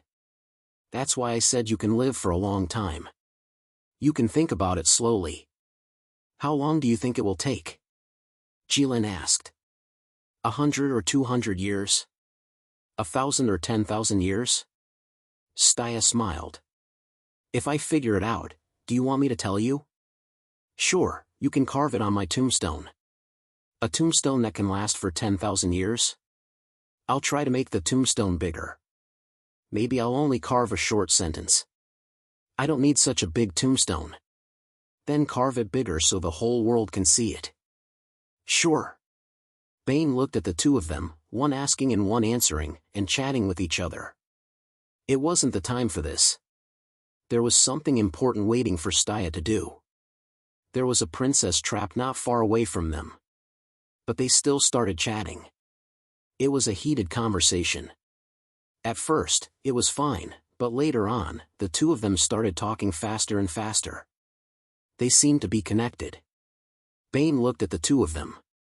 He couldn't get a word in. He didn't want to either. The meaning of life? That's great. Look at how happy you two are. But who would talk about this? Wouldn't they feel awkward and ashamed? What? Carve it on Staya's tombstone for everyone to see? No need. Why would a normal person think about this all day? We don't understand the meaning of life, and we don't want to know. We don't have time to think about this problem that we're destined to never understand. We're already doing our best to make our lives more comfortable, not like you. Princess of the Empire. Longevity Dragon. Jilin, I'm really happy that you can think like this. Staya looked at Jilin with a gratified expression. Jilin waved his hand. Go find Sing. If he insists on fighting, I won't stop him. Do you remember why you started this war in the first place? Sti asked. Do you remember? Yes. I think the weak humans are too proud in this world. I don't like them, so I want to find something for you. Jilin scratched his head. Then why did you give up now? I suddenly felt that my previous idea was a bit boring. Every human is like the Dwarf King. They're living beings with flesh and blood. That's great. Oh right, the princess that you imprison is also, don't even think about it. Jilin's voice suddenly became serious. He was completely different from the way he was thinking about life before. Staya, just in case, I'll say this in advance. If that princess really runs away from me, I'll be really angry. Go back and tell the third prince not to let anyone have any ideas about her. Staya was shocked by Jilin's sudden change in attitude. From the confusion and melancholy of a teenager to the crazy murderous intent of a demon king, Jilin's change didn't have any transition at all. He was like a cat that just woke up and suddenly became a hungry lion. Staya didn't know what was so special about that princess that she could become a taboo for Jilin. Bane glanced at Staya exaggeratedly. He wanted to tell her not to ask about this anymore. Staya understood and thought that they had to think about this in the long run. Okay, Bane, let's go. Staya waved at Bane and walked out of the room. Wait. Jilin stopped her. What's wrong? Staya turned around and asked. I want to say that I know humans are smart, cunning, and complicated. But don't bully the orcs too much. I'm the Orc King after all. If I find out, I won't let it go, Jilin said. Staya looked at Jilin's back. She couldn't believe that he said that. Since when did Jilin care so much about the lives of other races? He was worried that the orcs would be bullied by humans. Don't worry. Staya nodded. I know you don't trust humans, but you can trust me. Of course, Jilin said. In the underground tunnel of the Red Dragon Palace. Bane was leading Staya to the core area of the Dwarf Kingdom. That was where the dwarves made their products. Although most of the products were weapons, hey, what do you think happened to Jilin all of a sudden? Is he sick? He's making me feel uneasy. Bane didn't dare to talk to Staya about this until they were far away. I think it's good. He's finally starting to care about other lives, Staya said. Are you confident that you can convince Singh? Bane asked. I think he has a deep grudge against humans. Every orc may have a deep grudge against humans, Staya said. After all, the orcs in the Nanshin Empire have been fighting for countless years. But I'm confident that I can convince Singh. Why? Bane didn't understand. It's simple. If you want to convince Singh personally, it might not be easy. But if you want to convince a real orc king, it'll be much easier, Staya said. Kings will weigh the pros and cons. In the end, the main reason for this war is because of Jilin and the entire orc race. They want to fight, but they don't have a specific target. There's no need for this kind of war because it's not profitable. It's just a thankless effort. As long as Singh stands from the perspective of the king of orcs and thinks about it calmly, it won't be hard for him to realize this. Being on good terms with humans is much more beneficial than fighting against them. Bane was no longer the young boy who didn't know much about the world. He could understand what Staya was saying, but he still felt that the nobles had dirty hearts. Everything was about benefits. Didn't you just talk to Jilin about the meaning of life? Then what about Lysana? Bane asked. We'll have to think of something in the future. It seems like Jilin doesn't plan to kill her or abuse her, Staya said. I'll think of a way to get her out as soon as possible. Before that, take care of her. That doesn't seem easy. Bane looked troubled. Why? Staya was shocked.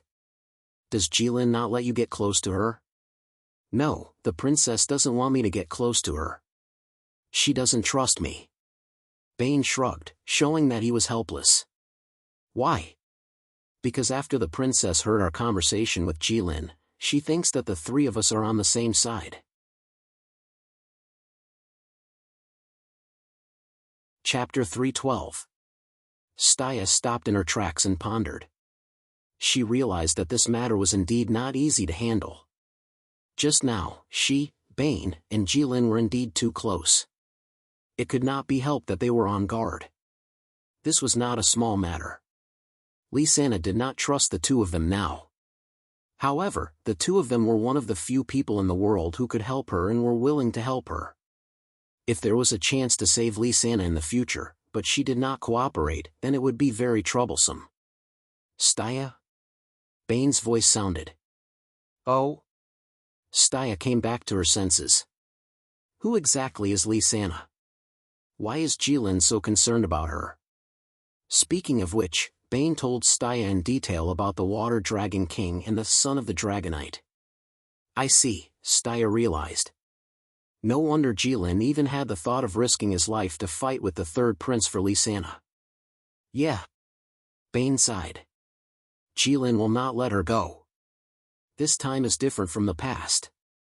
Usually, the people that Jilin wanted to kill were those that were convenient to him. Not killing them would save him a lot of trouble. But Lysana. Jilin wouldn't let her go even if he had to go to the ends of the earth. This isn't just an exaggeration for Jilin. Why do I feel that you have become more and more talkative after going to the Middle Empire? Staya frowned and glanced at Bane. Her tone was filled with disdain. Isn't it because I got some of Mr. Ouyang's teachings? Bane said shamelessly. Then let's go to the Beast King Singh first, Staya said. Okay. Bane brought Staya up 20%, which was the fourth last level, the 20th underground level of the Red Dragon Palace. Staya slowly stepped onto the 20th step. With just one look, Staya was shocked by the scene in front of her. Because she had a panoramic view of the entire 20th floor. The 20th level was actually cleared. It was unlike the other floors, which had complicated walls and twisting corridors. There were only a few thick pillars here to support the weight. Countless forging tables for dwarves covered the entire 20th floor, and countless dwarves were working here. Some of them were carrying iron hammers and hammering. Some held the blueprints in their hands as they racked their brains. There were also some that were incessantly agitating huge machines that even Staya thought were extremely complicated. This was a world of fire and iron. Countless dwarven workstations were operating, which was equivalent to igniting countless forging furnaces in a volcano. Even though Staya had Jilin's protection, she still felt a wave of heat coming at her. The air was filled with the smell of iron filings. "It's amazing, isn't it?" Bane laughed. "When I first saw it, I was also stunned. It's quite amazing." "Is this the design of the dwarves?" "The entire floor is used for forging, which is comparable to the time in the Dwarf Kingdom." Staya's face was indeed full of amazement and shock, but Yang Guozhang seemed to have some other colors. That color was like when the human emperor first discovered that the Snow Wind Empire had something like a moving city. That was fear. "Yes, that's the design of the Dwarf King," Bane said. "Not only that, there are other special facilities here. For example, the 7th floor, the entire floor is used to grow wheat. That's the only place where there are no elemental creatures.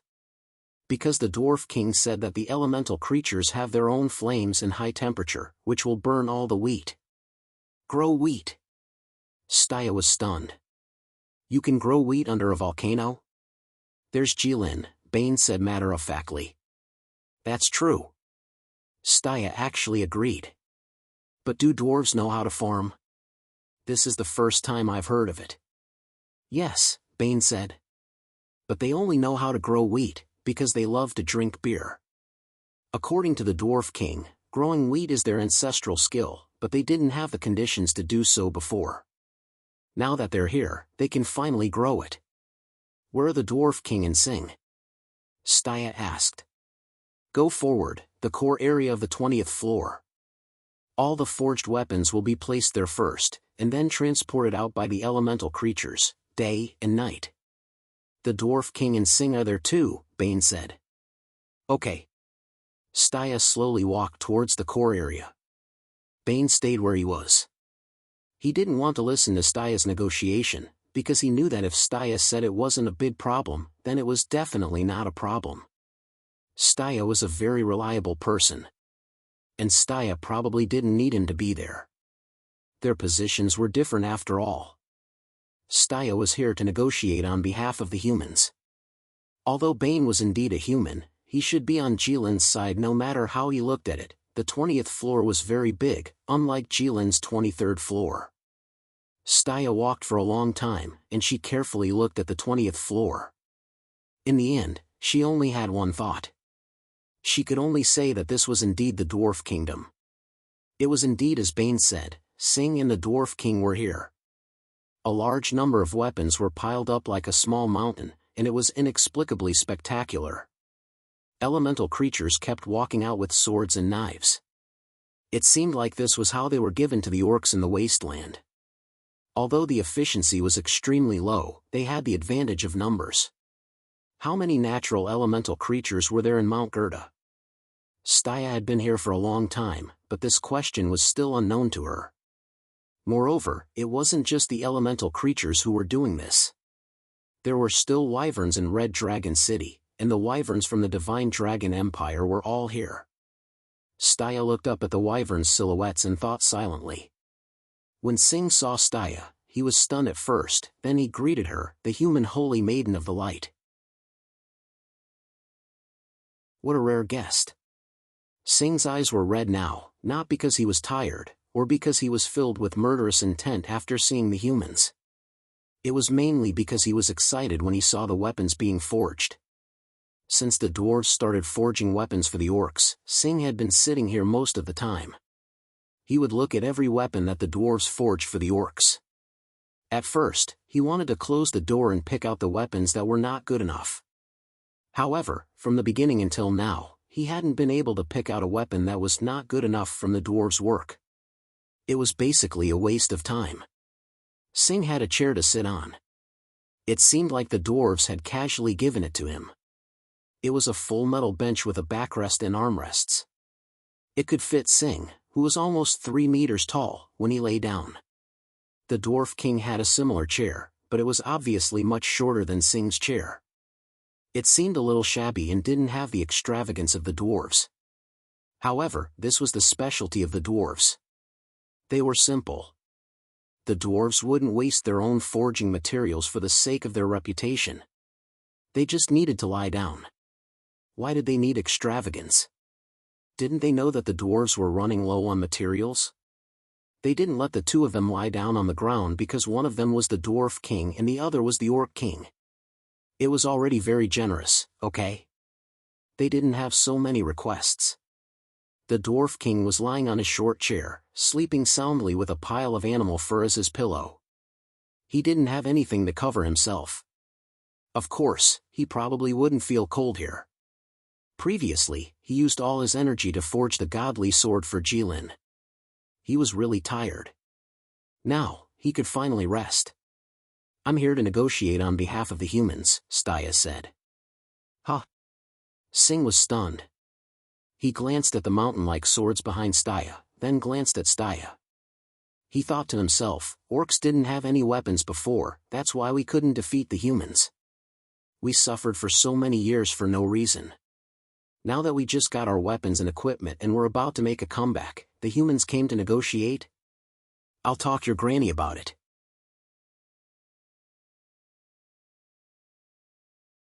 Chapter 313.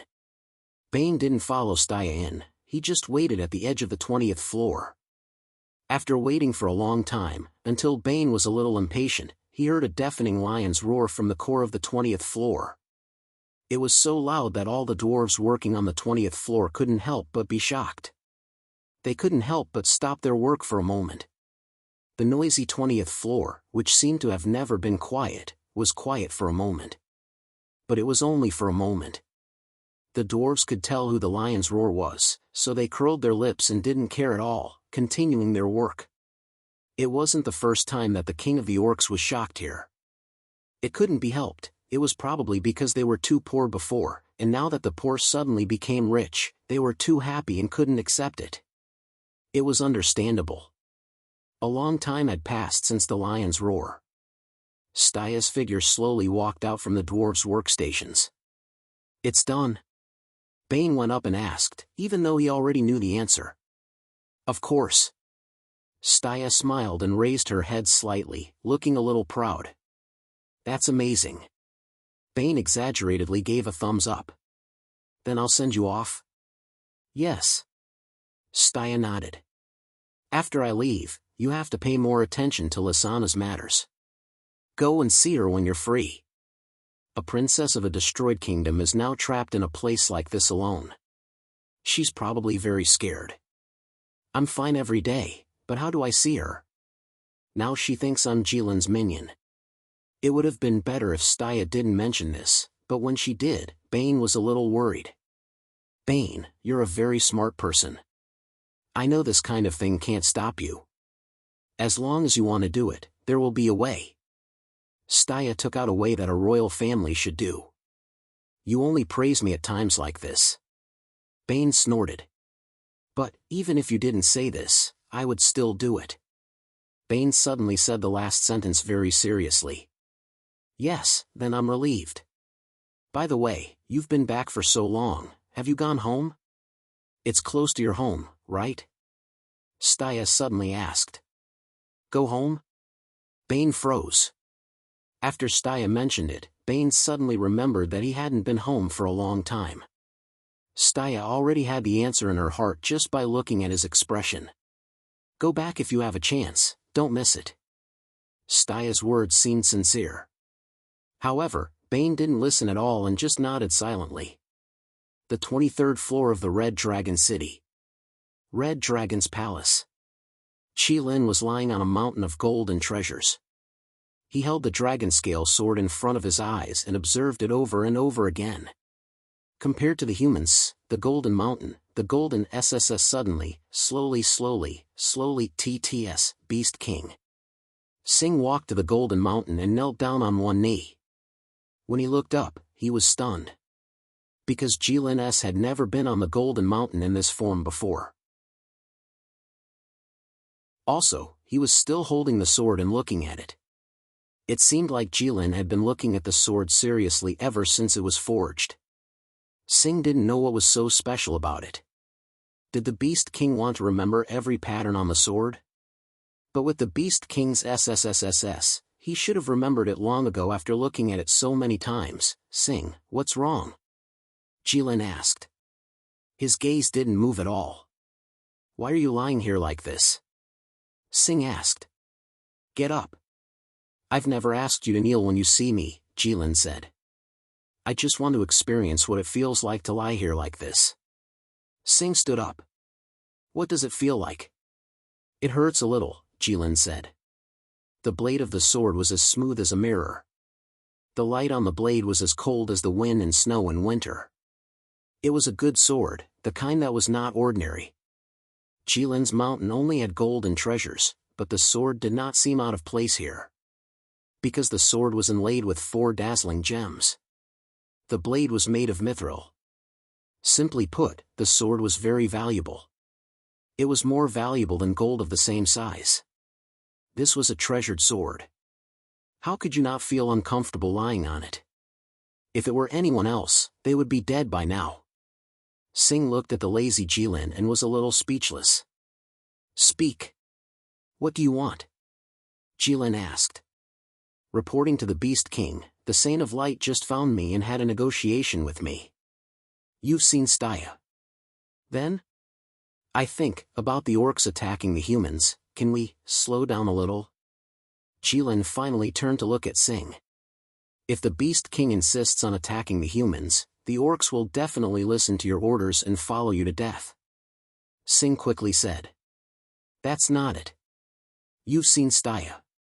I'm not surprised that things have turned out this way because she can always convince people easily, Jilin said. I just want to know how Staya convinced you. The Saint of Light said that the humans will establish friendly relations with the orcs in the future. Fair trade and mutual support. Send people to help us grow crops, raise livestock, and so on. Jilin nodded. Staya was still trustworthy. She did not cheat the orcs too much. She still said something substantial. If that's the case, then you can do as you see fit, Jilin said. But can you convince those orcs who are rubbing their hands together? I can handle this, Sing said in a low voice. I just feel a little sorry for the Beast King. Beast King, you've done so much for the orcs.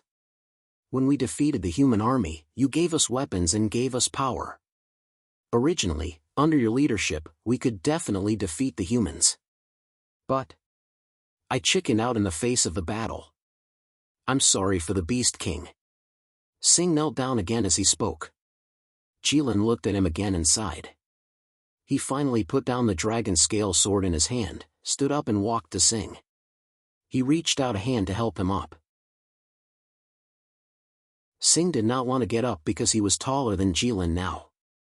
He also knew that Jilin did not like people looking down on him. But Sing could not resist Jilin's strength that could push mountains.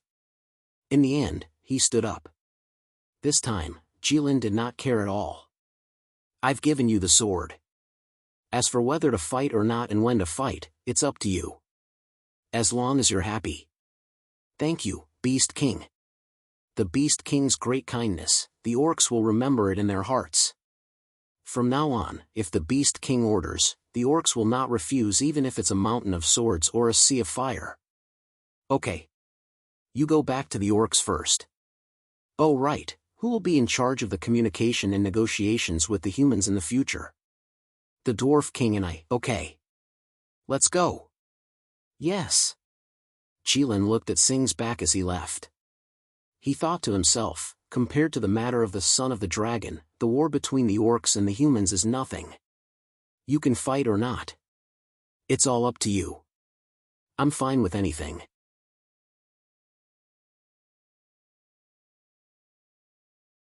Chapter 314. Staya quickly returned to the royal city after achieving great results in Red Dragon City. This was the first time she returned to the royal city after being captured by Jilin. The Saimai Empire celebrated the return of the Saintess of the Light.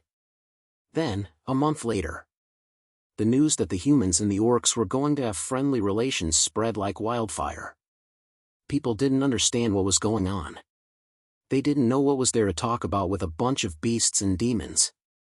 Many people were against the idea of establishing friendly relations with the orcs. They even caused a lot of trouble because of it.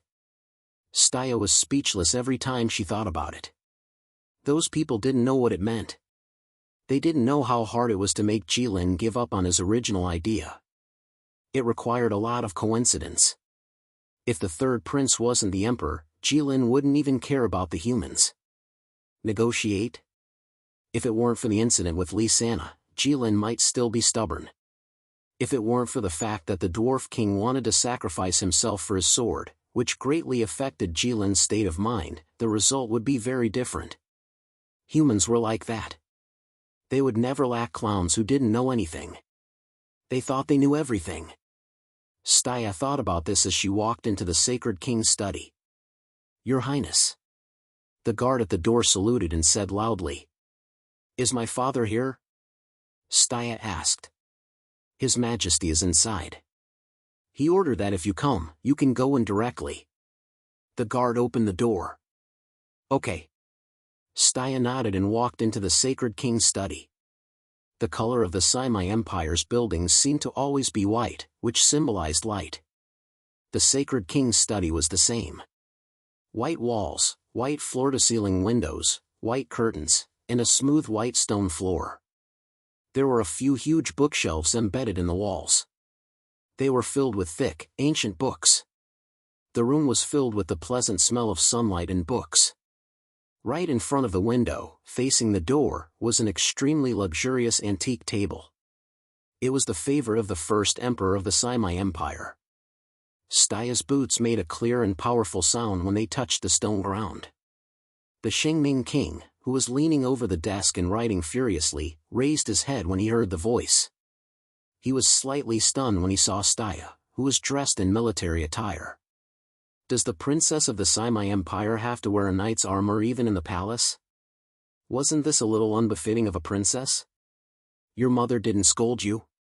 But this suits my identity as a knight of light, Your Majesty, Staya said. The Xingming king's expression suddenly became serious.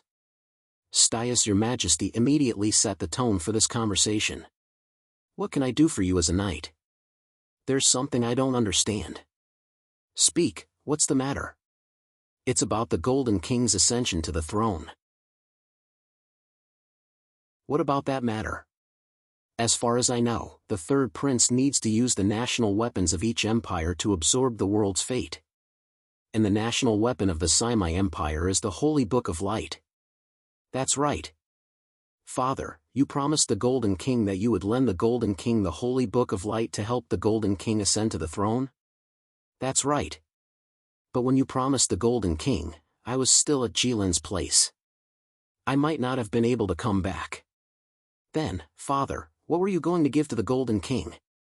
The Xingming king looked at Staya. His hand unconsciously touched the patterns on the table. He was silent for a while. Finally, the Xingming king slowly said, "There are two holy books of light. One is the one in your hand. It's a divine weapon given by the God of Light. The other is the original version of the Holy Book of Light that's being widely spread by the Church of Light. It's the first Holy Book of Light made by the human race. And both of them are national weapons. Don't put all your eggs in one basket. This is a principle that all farmers understand."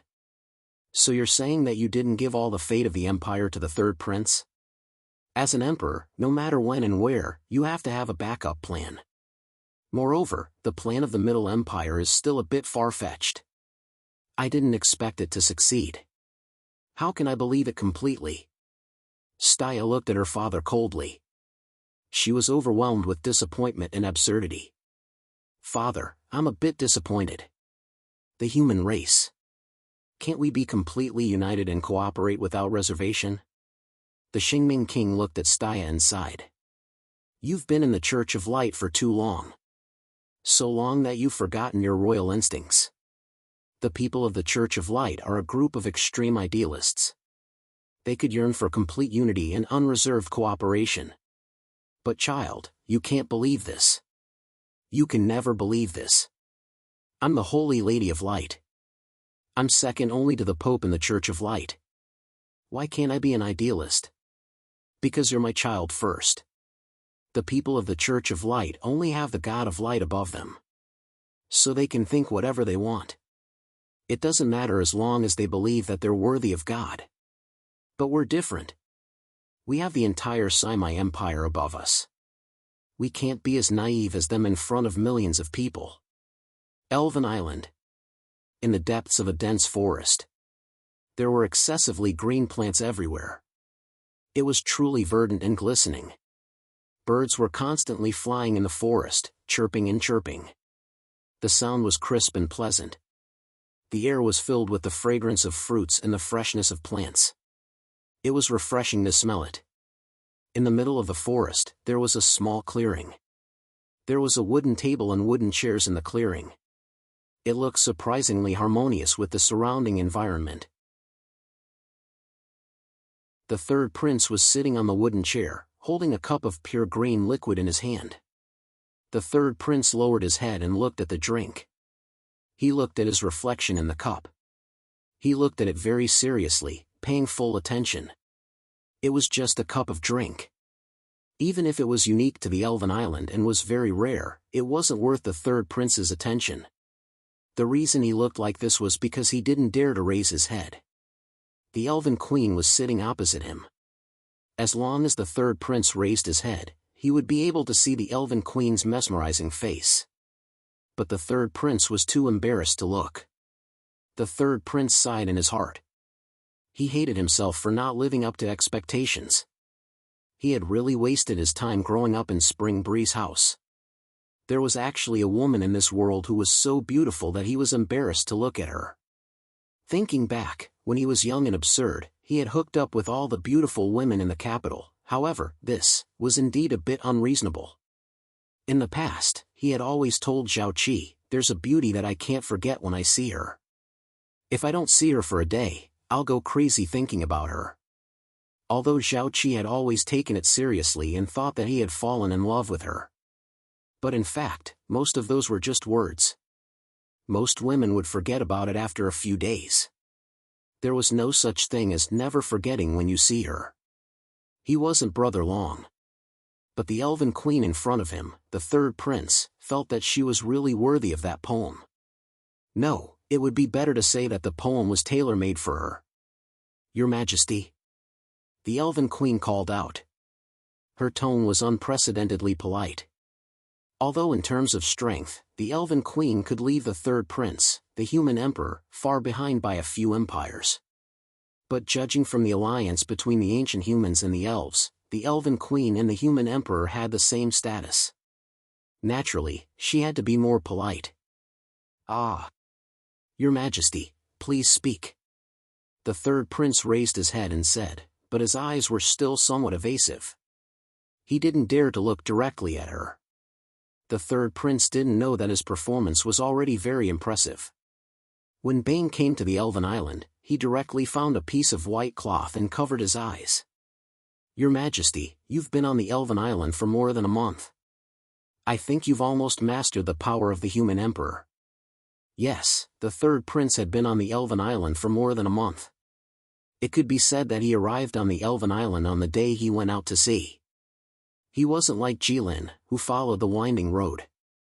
He wasn't like Roar, who followed the sea breeze and resigned himself to fate, floating all the way here.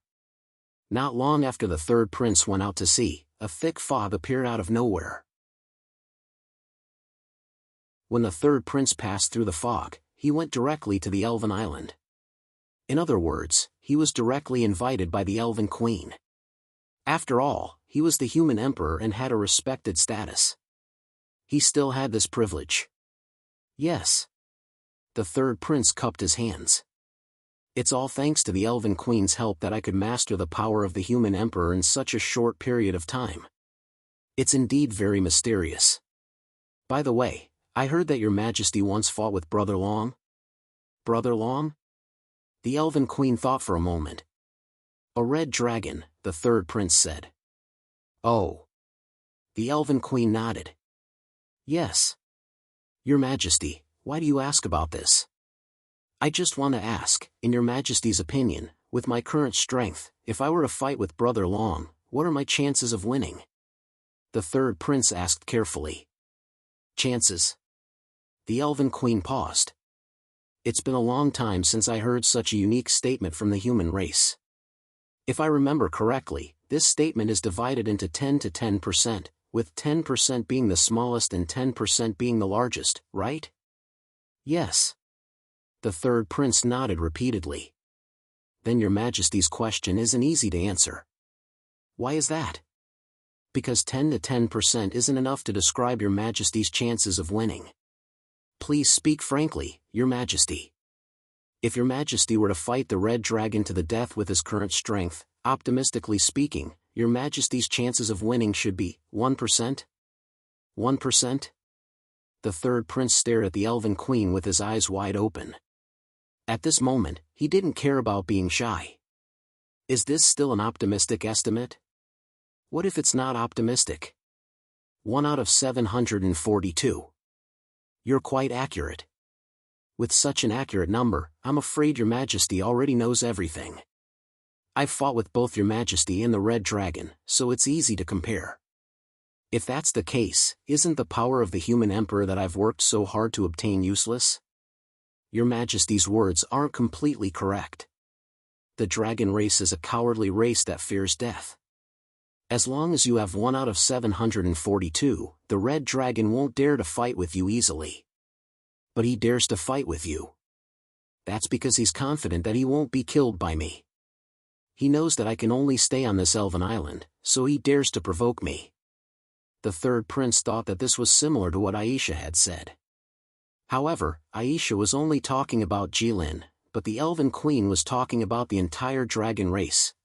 1 out of 742. Now, I have a headache just hearing this number.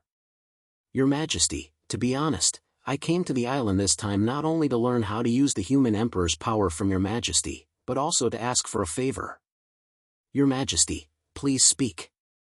The Elven Queen said, but let me say this first. Due to the restrictions of the contract, I really can't help much. I'd like to borrow an arrow from your Majesty. The third prince said solemnly, I know that I can't defeat Brother Long, but I should be able to attract his attention. The Elven Queen looked at the third prince and said slowly, You mean, you'll fight with the Red Dragon, and then I'll sneak attack you? The third prince felt that the air seemed to have become heavier, and he nervously swallowed a mouthful of saliva. Although he had been on the Elven Island for a month, he had seen the Elven Queen many times. However, he wasn't sure what kind of person the Elven Queen was. However, she gave off a very sacred and noble feeling. As for the matter that the third young master was asking for help, even the third young master himself felt a little embarrassed to say it out loud. This was an out-and-out sneak attack. Even in the underworld of the Middle Empire, this was the most despised and despicable move. If someone in the Middle Empire used this move, then that person could basically wash his hands and leave the underworld. Because even if he didn't leave, he wouldn't be able to survive. In the underworld, one had to make a name for himself. If his reputation was ruined, then he wouldn't be able to play anymore. This was the rule of the underworld. However, the third prince didn't know what kind of rule the Elven Queen valued. If the Elven Queen thought that he was insulting her or looking down on her, then it would be very bad. Since he couldn't even defeat Brother Dragon, there was no way he could defeat the Elven Queen. Moreover, he was now on the Elven Island. From the Elven Queen's words, even Brother Long didn't dare to set foot on this island. Was he being too rash? What a pity, he wouldn't be buried on the Elven Island later, right? Okay. The Elven Queen thought for a moment and said aloud. What? The third prince was stunned. He suspected that he had heard wrongly. I said okay. The Elven Queen said again helplessly, but there's one thing that I have to remind your Majesty. Your Majesty, please say it. The third prince was overjoyed. He never thought that the Elven Queen would be so easy to talk to. She didn't seem to take the sneak attack seriously at all. It was as if it wasn't a shameful thing at all, but a matter of course. Thank goodness, thank goodness. Thank goodness the Elven Queen wasn't from the underworld. If the red dragon is outside the range of the Elven Island, and if that arrow hits, then I can only shoot one arrow. Your Majesty, please bear this in mind. The Elven Queen looked at the third prince and said slowly. Her tone was extremely serious. Following the Elven Queen's words, a gust of wind suddenly blew and thousands of trees swayed. Countless leaves flew in the sky.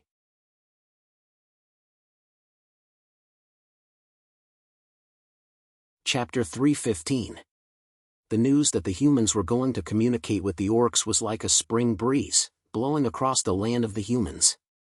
From the westernmost Simi Empire to the easternmost Red Dragon Empire, the news only took a short month to spread. For a time, all the humans were talking about this matter. Although a month ago, most people in the Red Dragon Empire didn't know what the orcs were. Just like how the other empires didn't know what the sea race was. Everyone swept the snow in front of their own door, ignoring the frost on other people's roof. If they couldn't even sweep the snow in front of their own door, how could they have the time to care about others? This was the code of conduct that most humans agreed on. It was indeed very reasonable. But this time was different. This time, the orcs attracted the close attention of all the humans. Because this matter was really different from the past. In the past, when the orcs attacked the Nanshin Empire, the humans didn't care at all and went on with what they were doing. Because this matter wasn't rare. What was so strange about beasts attacking humans? How many people had the tigers in the mountains eaten? Wasn't this a very normal thing? But now, the beasts didn't attack humans and wanted to be friends with them. And the humans seemed to be willing to be friends with the beasts. This was a bit strange.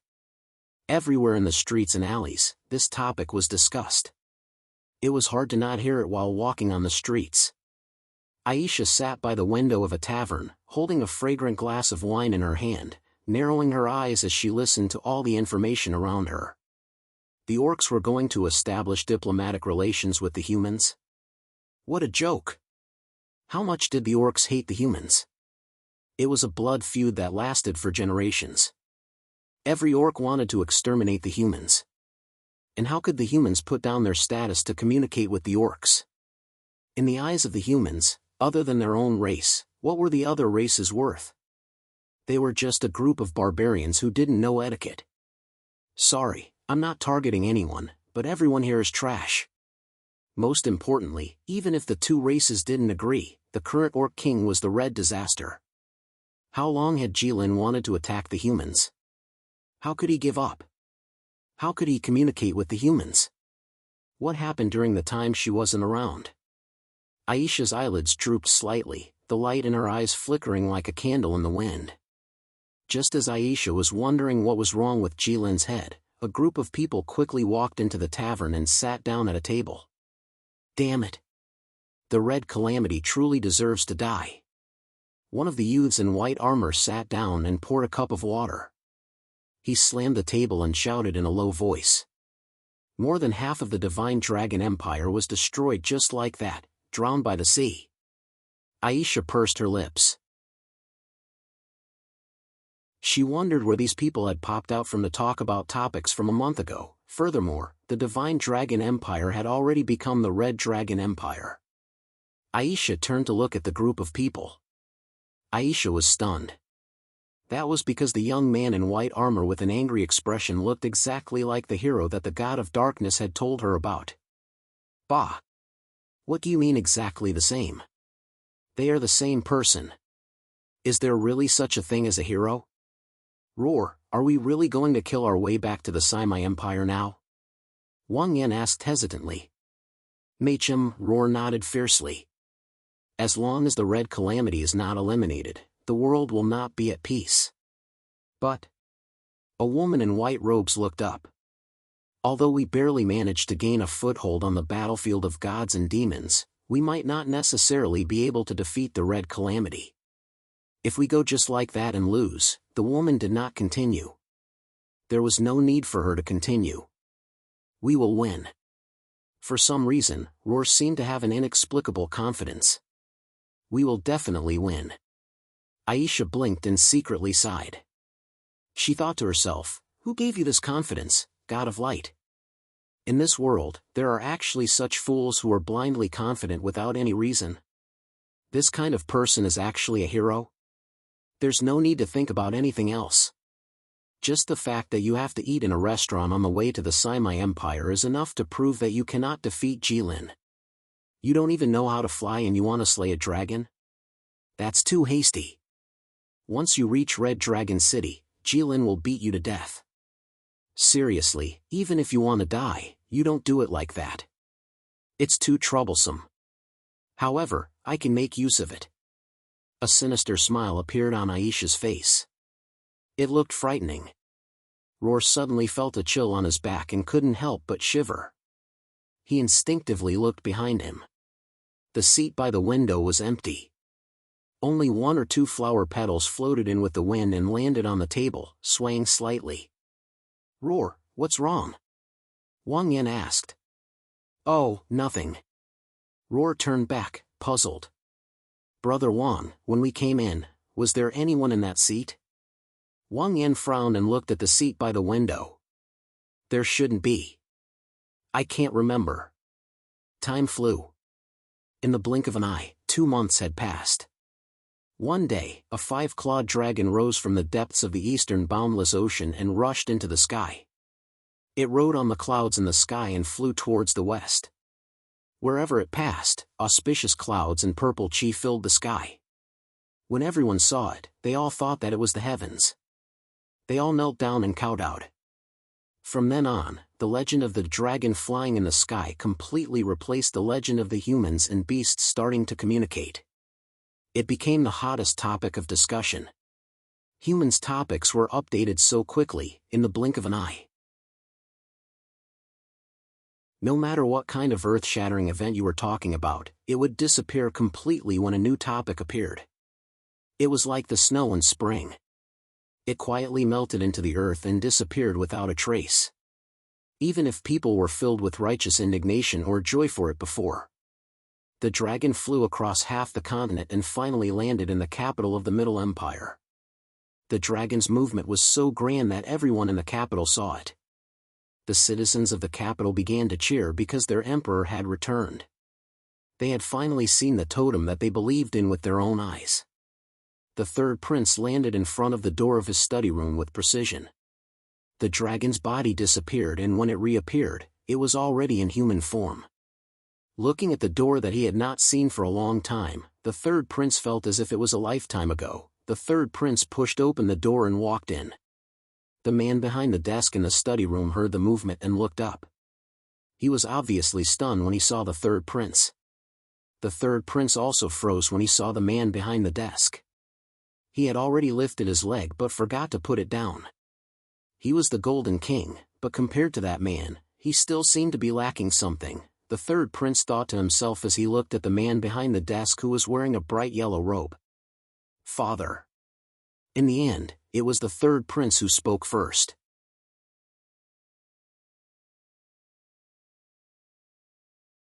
Chapter 316. Walla Walla, countless small pieces of gold rolled down from the Golden Mountain, just like the legendary River of Gold.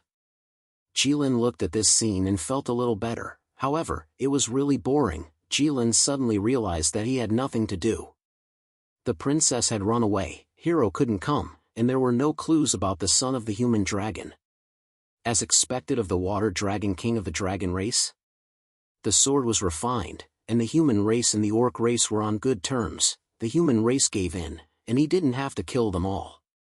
In the end, what did the human race's overbearing behavior have to do with him? Anyway, they couldn't bully him, but what should he do now? Jilin took a deep breath. Let's go see the locked-up princess. Jilin, who was in his human form, walked in the passage of the 21st floor and walked in the direction of the princess. Just as he was about to see the cell after turning a corner, a black figure suddenly jumped out and blocked in front of Jilin. What are you doing? Jilin looked at Bane, who looked like he was facing a great enemy, and asked curiously. He had long noticed that this person was hiding in the corner, but he didn't expect that Bane was actually trying to stop him. What are you doing here? Bane opened his arms and blocked the passage. I'm obviously here to see that human, Jilin said. She doesn't want to see you. How do you know? Even a fool knows. Jilin was helpless.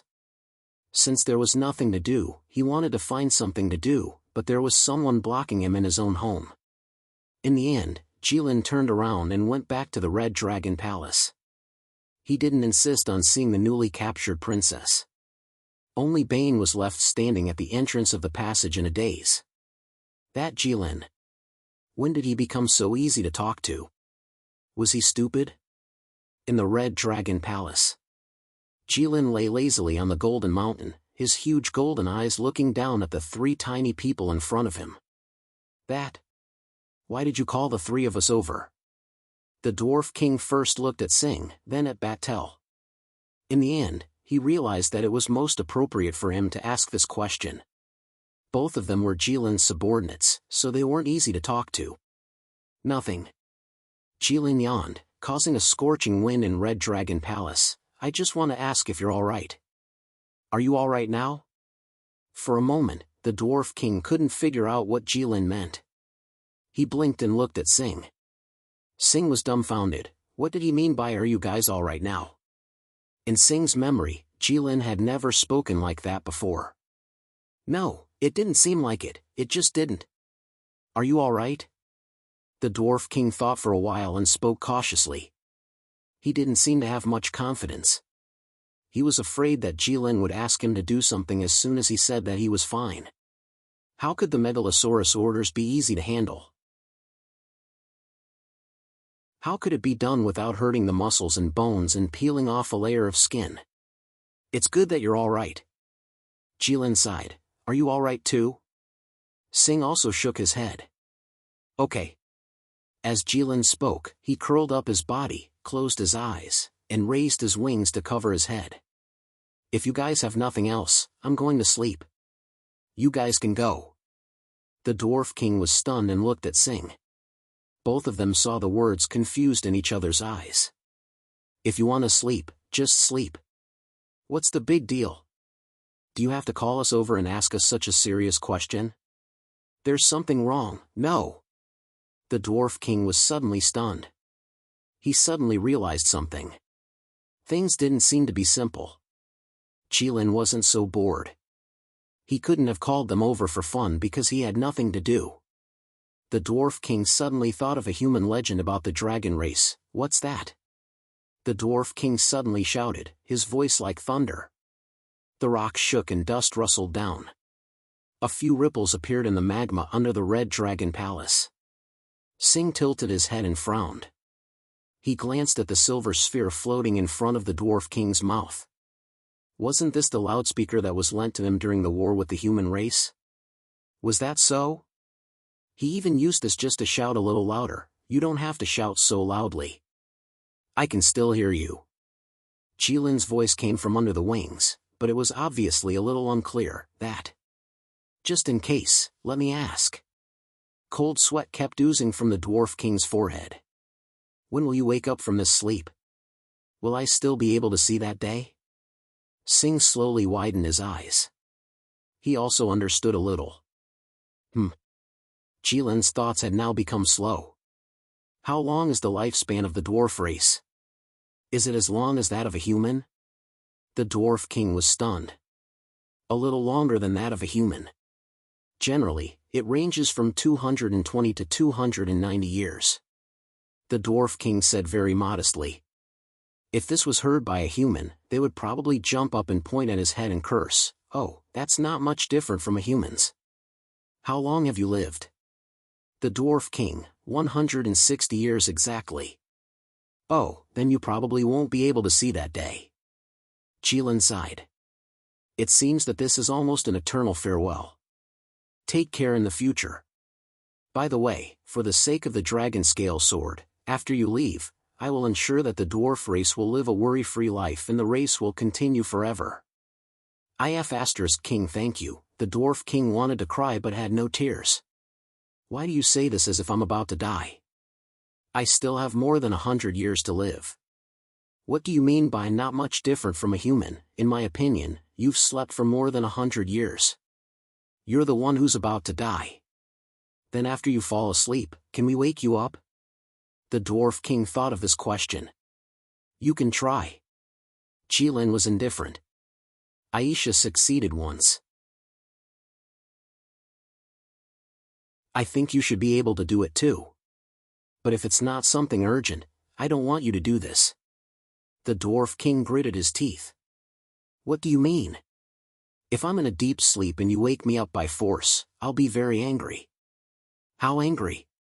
The Dwarf King couldn't help but ask. Even Sing couldn't help but glance at him. Very angry, the kind that I can't control myself, Jilin said very seriously. So I advise you to be careful. You helped me make the dragon scale sword. I'm very grateful to you. And I saved your life. I don't want you to waste it. I don't want to kill you by accident. Kill me by accident. You're so angry when you wake up. The Dwarf King thought for a while and said with determination, no, you'd better not sleep. Hey, Jilin. Don't tell me he's asleep. The Dwarf King looked at Sing in disbelief. Sing was completely speechless now. He could only point at the Dwarf King and then at Jilin. You. What should I do?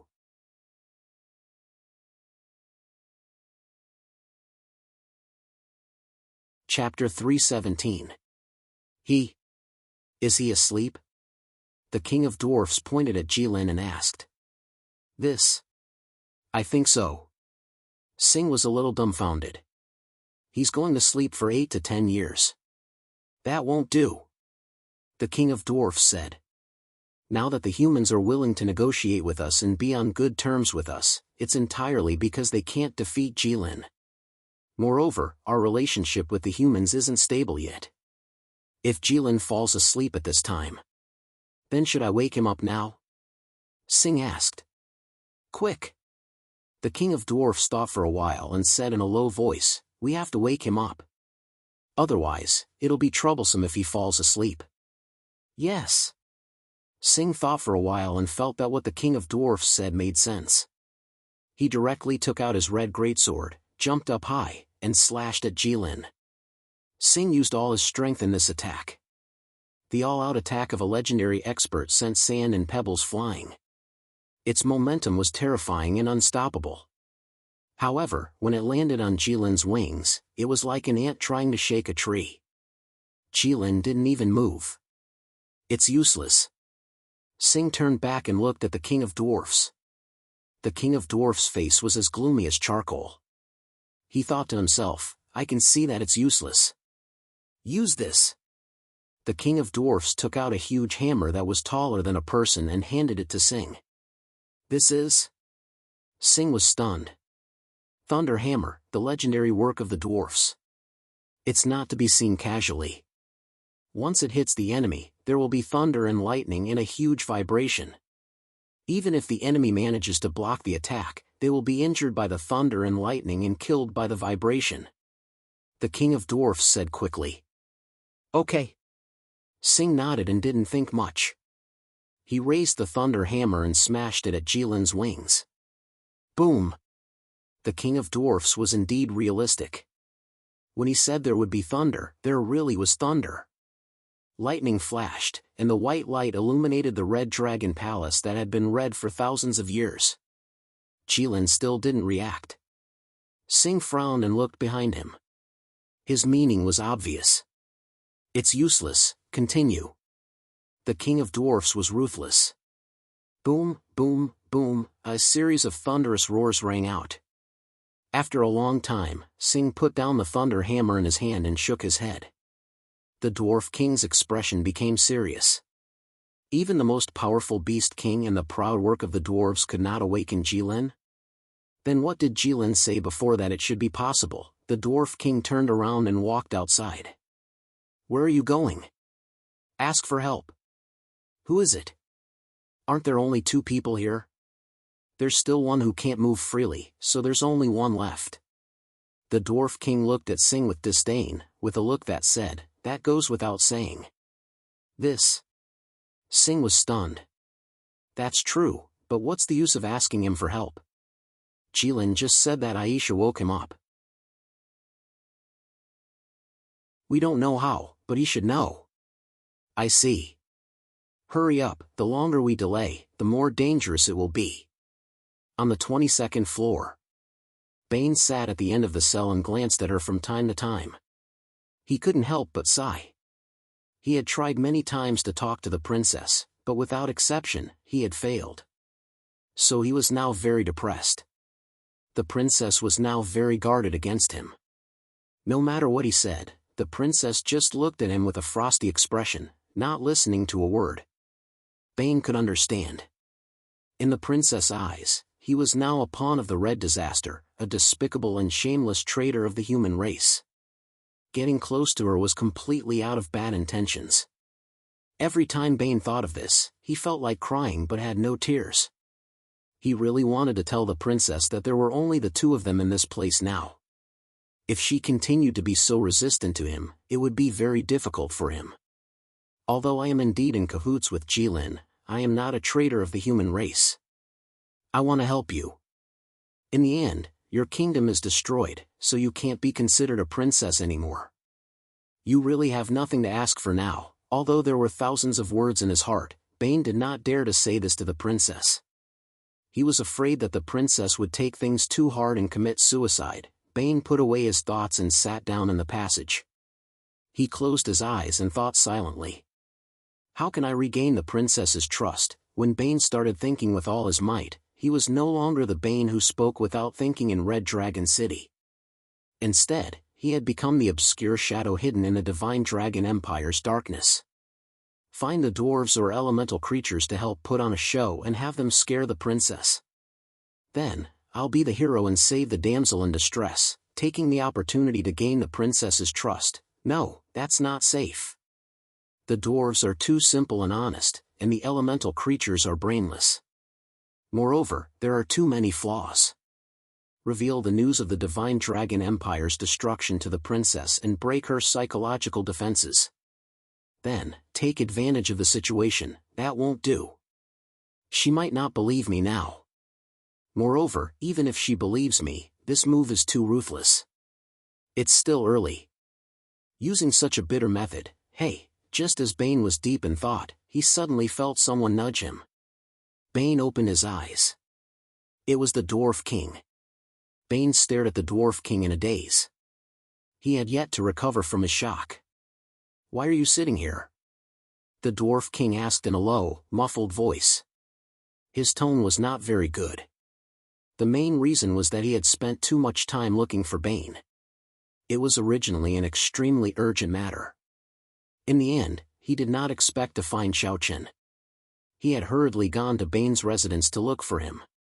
In the end, this fellow was sitting here, making it difficult for them to find him. When the Dwarf King saw this, he could not help but feel a little angry. Nothing. Bane thought to himself, you're blocking my evil plan, Your Majesty, is there anything I can help you with? Bane asked very politely. Ever since he found out that the dwarves had specially engraved a magic array on the shackles they made for Lysana, his opinion of the dwarves had changed significantly. Jilin is asleep. Do you have any way to wake him up? The Dwarf King did not hold back at all. Jilin is asleep? Bane was stunned. Then, he widened his eyes in disbelief. Yes. Do you have any ideas? He's asleep, Bane immediately panicked. The main reason was that he did not know why Jilin would choose such a time to sleep. The current situation was very complicated. The Divine Dragon Empire was destroyed. Aisha was not here. Staya was also not here. Jilin captured a princess and did not say anything. The orcs were fully armed. It was said that all of them were rubbing their palms. Singh could suppress them for a while, but he could not suppress them forever. In short, it was too ridiculous for Jilin to be sleeping at this time. No, thinking about it carefully, it was not a good time for this fellow to be sleeping. Because he could sleep for 100 or 200 years. Hey! The Dwarf King pushed Bane. Jilin once said that Aisha woke him up. The Dwarf King reminded him. Oh. Bane thought for a moment. There was indeed such a thing. At that time, we were still in the Snow Wind Empire. That day, Jilin fell asleep in the carriage. Then, Aisha blasted him with magic, and he woke up. What magic? I think it's called elemental fusion. Hiss, the Dwarf King sucked in a breath of cold air. What's wrong? Elemental fusion. The Dwarf King ignored Bane. If you want to achieve the destructive power of elemental fusion, you can only use the God-slaying cannon now. God-slaying cannon? Bane was stunned. The one that destroyed a mobile city with one shot? Yes. The Dwarf King nodded. Then use the God-slaying cannon to blast Jilin. He won't die anyway. Wait. Bane grabbed the Dwarf King, who wanted to go back to prepare the God-slaying cannon. What are you doing? I think your idea is a little dangerous, Bane quickly said. What do you mean? The Dwarf King was puzzled. Even if the power of the God-slaying cannon was extraordinary, it should not be a threat to Jilin. Although, maybe, he would only be slightly injured. Think about it. Where is Jilin now? Bane said. The Red Dragon Palace, the Dwarf King said. That's not the point. The point is that he's lying on his pile of gold now. Bane was anxious. If you fire the cannon, Jilin will definitely be fine. But how much of his gold mountain will be left? When Jilin wakes up, he will find that the gold mountain that he worked so hard to accumulate is gone. Think about it, what kind of scene will that be? The Dwarf King only thought about it for a moment, and he felt a chill rising from the bottom of his feet to the top of his head. The Dwarf King shuddered. He thought to himself that it was indeed the right choice to ask this person. Then Jilin can't scream? The Dwarf King asked. If it were in the past, there would definitely be no way. Bane glanced at Lysana's cage. But now, there is.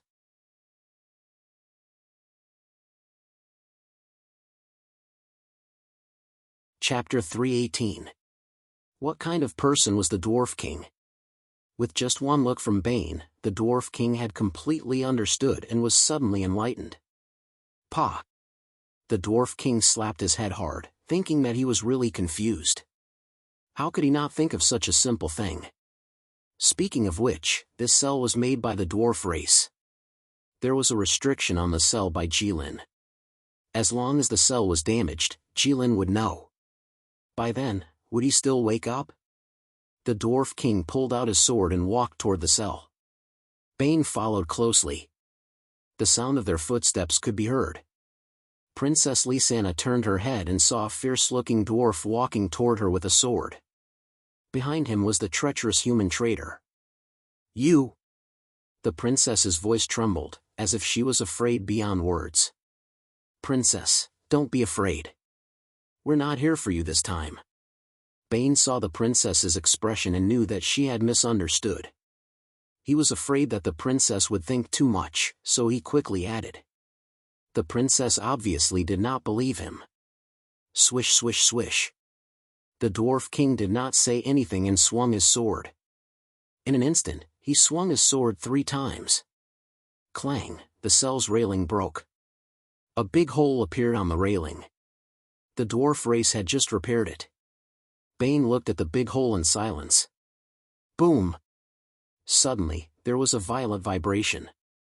The whole Red Dragon City seemed to be trembling slightly. Bane staggered, thinking that he suddenly felt dizzy or something. It was not until he supported himself on the wall that he began to confirm that it was not him that was shaking, but the wall, or rather, the ground. For no reason, the temperature in Red Dragon City seemed to have suddenly increased by a few degrees. Are you looking for death? A cold voice sounded from the end of the passage. Bane and the Dwarf King turned around.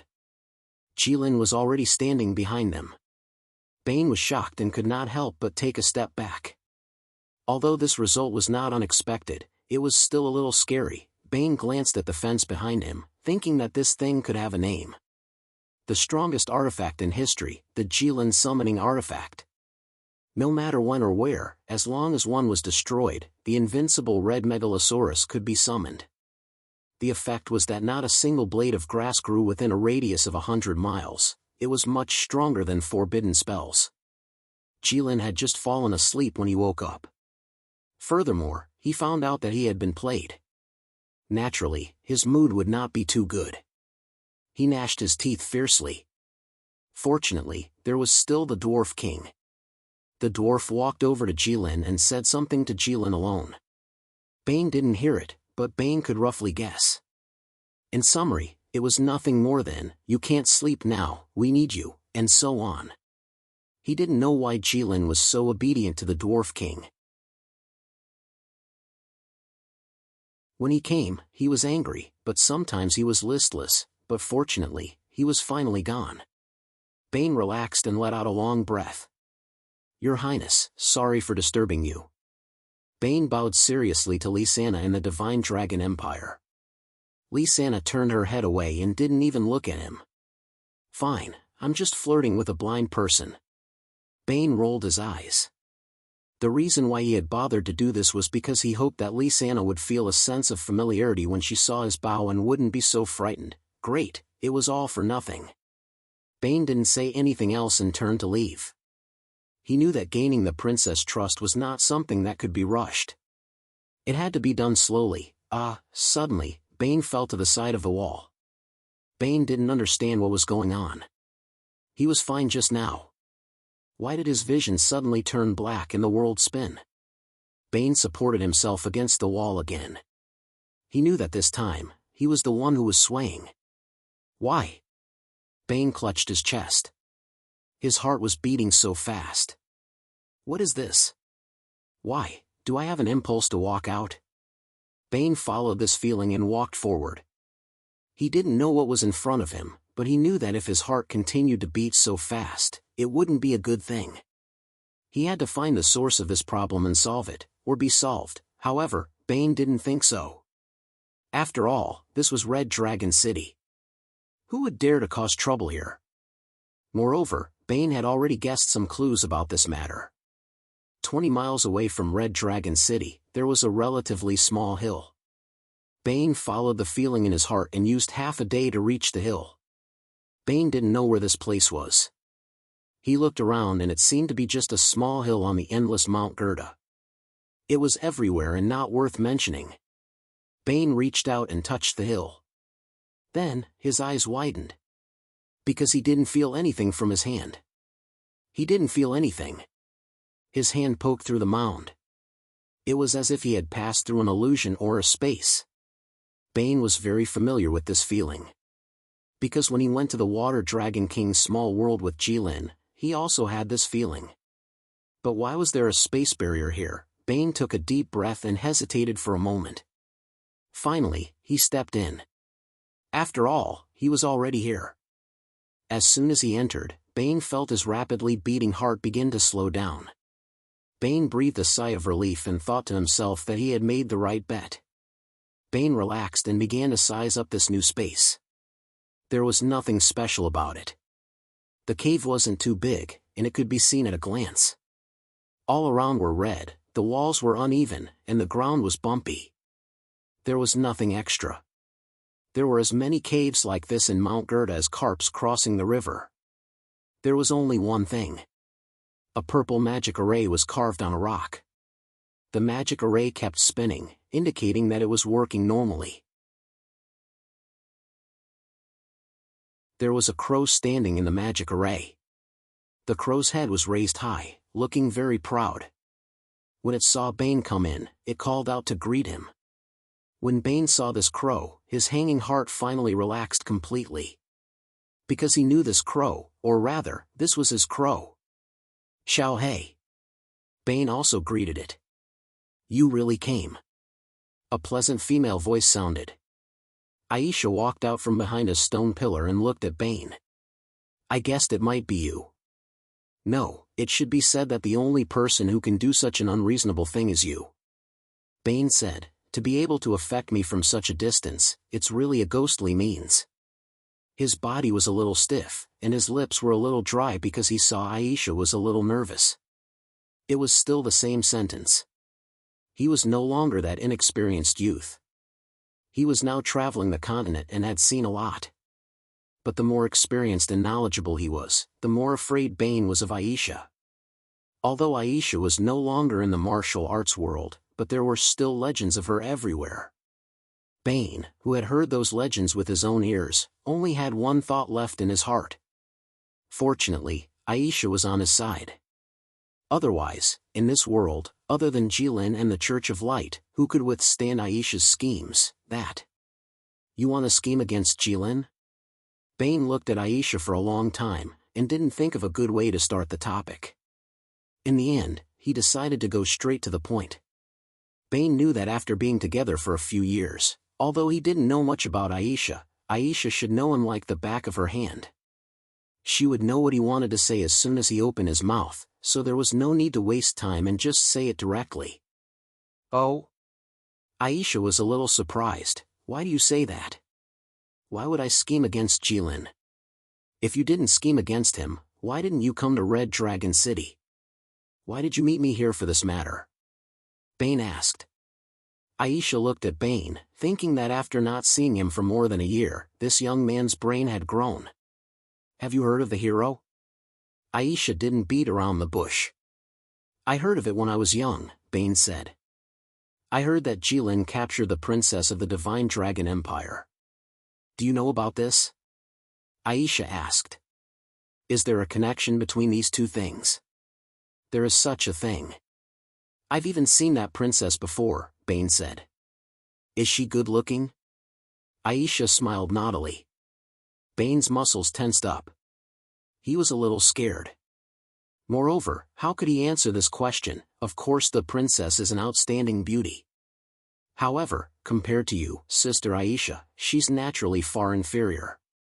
Bane spoke carefully, not even noticing that he had inadvertently used the way of speaking in the Middle Empire.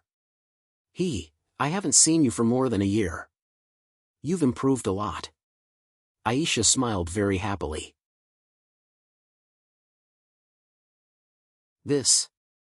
Every word is the truth, and every word comes from the bottom of my heart. Bane planned to walk down this path to the end. Do you want to save that princess? Aisha smiled. Yes. Bane didn't even think about it.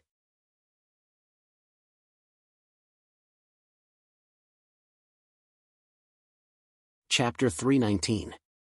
Red Dragon Palace. The original Red Dragon Palace was a quiet and solemn space.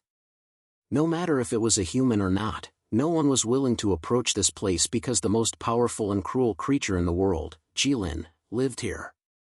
But today was different. The Red Dragon Palace today had a more relaxed and happy atmosphere. A pair of threes. The Dwarf King glanced at Sing and slowly pulled out 2 cards from his hand and threw them on the table. On the cards, there was a picture of a plum blossom and a picture of a red heart. On the 2 corners of the cards, there was something called number. Neither the Dwarf King nor Sing knew what it was, but Jilin told them that it was called 3. The reason was the unreasonable inheritance of the dragon bloodline. Sing looked down at the cards in his hand and slowly shook his head. Can't afford it. Pass. A pair of threes, you. The Dwarf King suddenly became anxious. Hey! Jilin stopped the Dwarf King. It's my turn. A pair of K. Do you want it? The Dwarf King and Sing shook their heads together. A pair of 2s, a pair of 3s, I win. Jilin threw down all the cards in his hand smugly. Sigh. The Dwarf King sighed and threw all the cards in his hand on the table. Along with the cards in his hand, there was also a sparkling and translucent gem. That was his bet. The Dwarf King shook his head with some grief and indignation. He thought to himself that he had played cards with Jilin for several days, and he was about to lose all his belongings. Jilin looked at the depressed Sing and the Dwarf King and laughed in his heart. They didn't know that the dragon race was gifted with a photographic memory. Remembering a few small sets of cards was not a problem at all. 2 days ago, he had even made a set of mahjong, but with the intelligence of this group of people, they couldn't learn it no matter what. He would wait for Staya, Aisha, and Bane to play with them in the future. In terms of talent, Jilin believed that the three of them were many times better than these non-human creatures. However, Bane went out a few days ago and hadn't come back yet. He didn't know what he was doing. Forget about him. 6, 6, 7, 7, 8, a pair. Jilin's hand was incomparably natural and unrestrained. He was calm and composed, and had the air of a general. He was arrogant and condescending, as if the whole world was in his hands. Even the first time he held the dragon-scale sword, he was not so proud.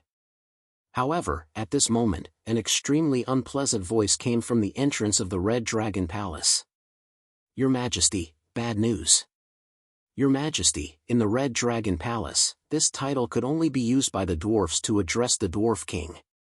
The Dwarf King immediately frowned because he clearly knew what it meant for ordinary dwarves to pass through the 21st and 22nd floors to come here. Something big must have happened. Otherwise, they wouldn't have come here to look for me even if I beat them to death. What's the matter? The Dwarf King suddenly stood up and threw all the cards on the table. "Your Majesty, there are 4 humans outside the city gate," said the dwarf. "This is not a big deal." The Dwarf King slammed the table as if he felt that his subordinate was making a fuss and embarrassing him. "Don't people come here every few days? There are so many prison flame cannons on the city wall, just blast them to death. Although we are now on friendly terms with the humans, since they have come to seek death, we can't just swallow our anger and not help them. Am I right, Jilin?" "Yes, yes, yes." Jilin nodded repeatedly. "Hurry up and draw your cards. Let's start the next round. Does the Dwarf King know that I tampered with the cards when I dealt them?"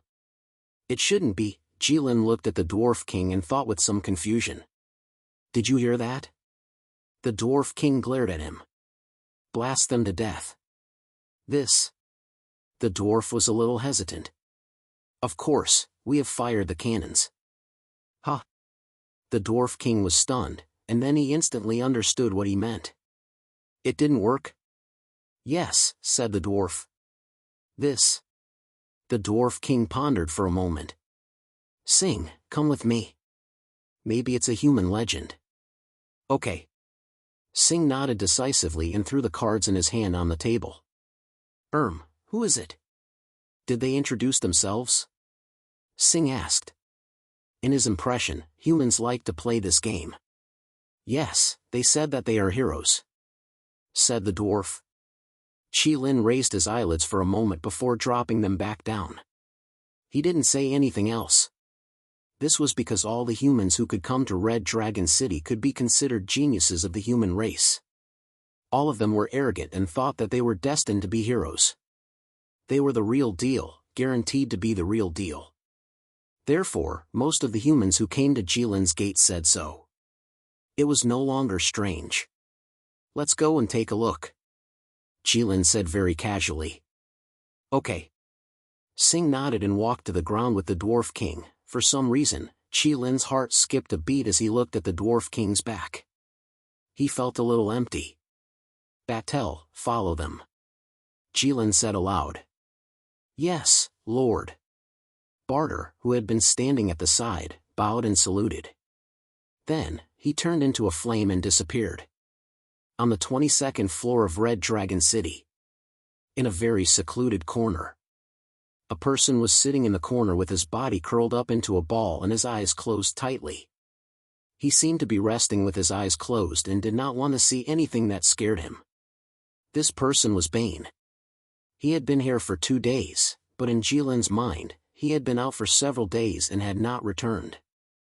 In other words, his current whereabouts had been deceived by Jilin.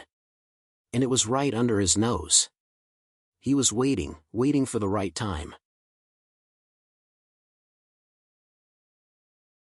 After all, if he wanted to snatch someone from Jilin's hands, the right time, place and people were really indispensable. Now the right time was in his hands. In terms of location, he was familiar with this area. The problem was the right people. Suddenly, an earth-shattering tremor interrupted Bane's train of thought. He opened his eyes and glanced at the diamond-shaped crystal hanging in front of him. The crystal was shining with a red light. The time had come. Bane got up. Wearing a black cloak, he rushed out. The cloak was pulled straight by him, like a black arrow leaving the bow. In just a few breaths, Bane arrived in front of Lysana's cell like a shadow. Lysana sensed something and turned around to look. She covered her mouth in shock. Bane pulled out a magic staff with a purple magic stone embedded in it. A beam of purple light shot out from the magic staff. It was over a meter long. It looked like a shorter lightsaber. Bane used the lightsaber to draw a circle on the fence and the fence broke. There was still a purple light left at the broken area. Bane stepped through the fence and with a wave, the lightsaber completely cut off the shackles on Lysana's ankles. Bane did not wait for Lysana to react. He pulled out a cloak similar to the one he was wearing and put it on her. He wrapped her up and carried her away. At this time, there was no time to play with people.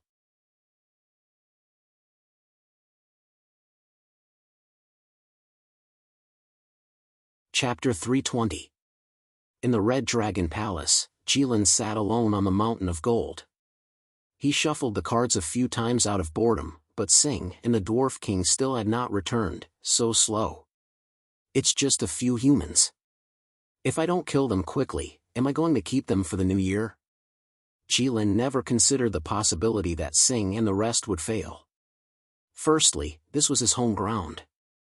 Sing, the Dwarf King and the rest had their own protection. The harsh natural conditions of the volcano had no effect on them. And when humans came here, no matter how strong they would be greatly weakened. Of course, Staya and Bane were exceptions. Secondly, in the Red Dragon City, the dwarves had countless weapons. There were even a few god-killing cannons. The dwarves had set traps everywhere. Under such circumstances, even if the one with the sword came, he would not be able to defeat Sing. Jilin's heart was as calm as a mountain. He was just a little confused as to why Sing took so long to come back. After a while, Sing finally came back with his red giant sword. He was covered in injuries. Arms, thighs, chest, cheeks, there were hideous wounds everywhere. Blood kept flowing out. It was a horrifying sight. Other than his back, there was no place that was unharmed. Jilin was stunned when he saw Sing's miserable appearance. "You are, Beast King, I lost." Sing's voice was sorrowful. He knelt on the ground with his giant sword and lowered his head that he had always been proud of. "I can see that." Jilin mumbled. "No, get up first. What happened?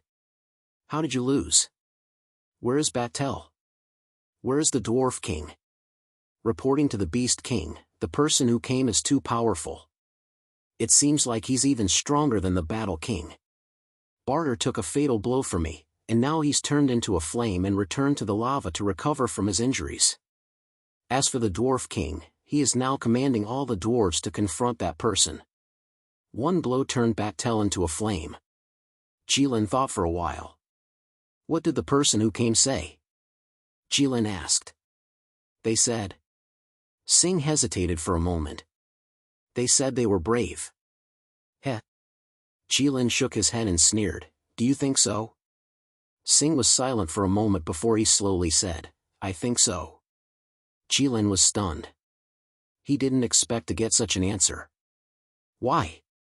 "Because there is a person in white armor holding a holy sword." Sing said.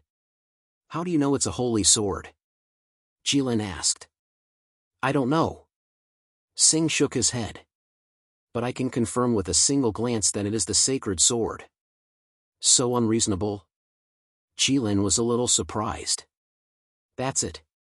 "So, he's really a hero?" "I think so." "Then, wouldn't I be in danger?"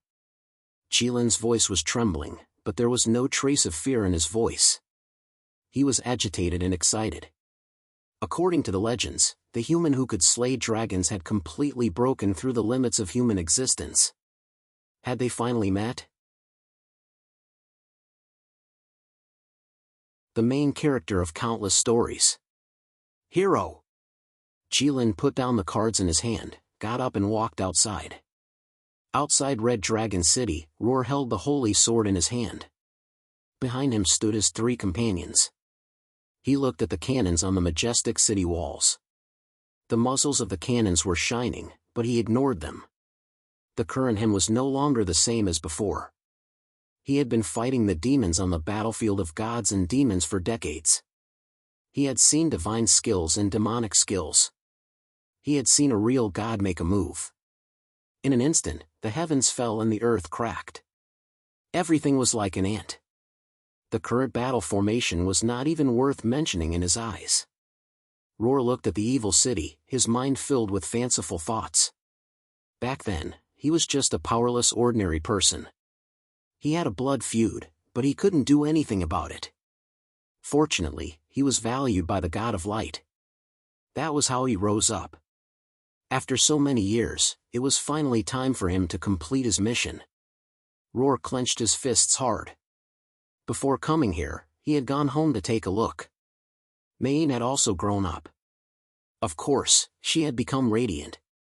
She was graceful and elegant just by standing there. She was really beautiful. Just like flowers. Just like all the beautiful things in this world, it was great that she was still waiting for him. The God of Light really treated him well. After he completed his mission, he would go find Mayne. In this life, he would only love her. From then on, he would be with her in that small town for the rest of his life. In a world without the red disaster, you are the hero? A voice came from very close. Roar's breath stopped. He instantly drew his holy sword and slashed in front of him. Impossible. How was it possible for someone to get so close to him without him noticing? Roar couldn't believe it. The holy sword's light shot up to the sky.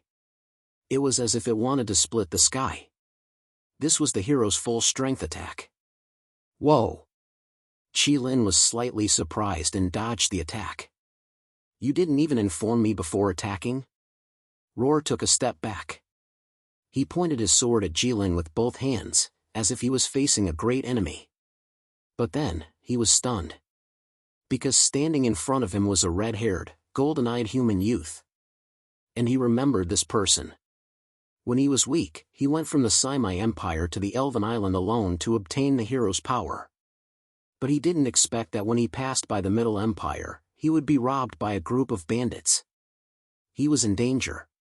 Fortunately, a group of chivalrous warriors helped him. Otherwise, this human hero would have died. And the person in front of him was one of those chivalrous warriors. Qilin looked at Roar in surprise. Even though the dragon race's memory was photographic memory, towards humans, Crimson Unicorn had never quite remembered. But he remembered this person. This was because in his eyes, this human was really stupid. From the Simai Empire to the Divine Dragon Empire, it was clearly a straight path from west to east, but this human walked south. It's you? It's you. The two spoke at the same time. You are the Red Calamity? Roar glared at Qilin. Although Qilin was in human form, Roar could easily tell with his current strength. You are the hero? Qilin tilted his head and looked at the holy sword in Roar's hand. He understood what Sing meant. Indeed, one could tell at a glance that this was the holy sword. There was no doubt. However, the hero he had been thinking about all this time was actually a fool. This made Qilin somewhat disappointed. Yes, I am the hero personally chosen by the God of Light. Roar shouted. Red Calamity, today, I won't talk about the people of the world, the soldiers of Calm Wind Pass, or the innocent citizens of the Divine Dragon Empire. Because you can't pay for their lives. I just want to avenge my entire family who were killed by you. Die. Wait. Qilin raised his hand. Your entire family? Yes. My grandfather, my parents, they all died because of you. Do you still remember? Qilin frowned. He really didn't want to explain the bread to this stupid hero, so he didn't answer whether he remembered or not. Thus, he only asked curiously, didn't you come to save the princess? The princess? Roar was stunned. I don't know. Sigh. Jilin sighed, thinking, why isn't this fool following the plot? Roar, stop talking nonsense. The Red Calamity is a great enemy of the human race. We should get rid of it as soon as possible. Wang Yan said in a deep voice. A golden light flashed in Jilin's eyes. Only then did he notice that there were 3 people standing behind Roar. What does it have to do with you? You're courting death. Jilin threw a punch at Roar, and a huge sonic boom sounded like thunder. The earth trembled, and the entire Red Dragon City trembled because of this punch.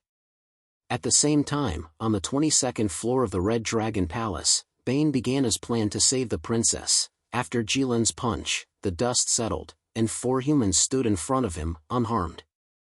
Jilin was slightly stunned. He didn't expect his punch to be blocked so easily. Should he say, as expected of a hero?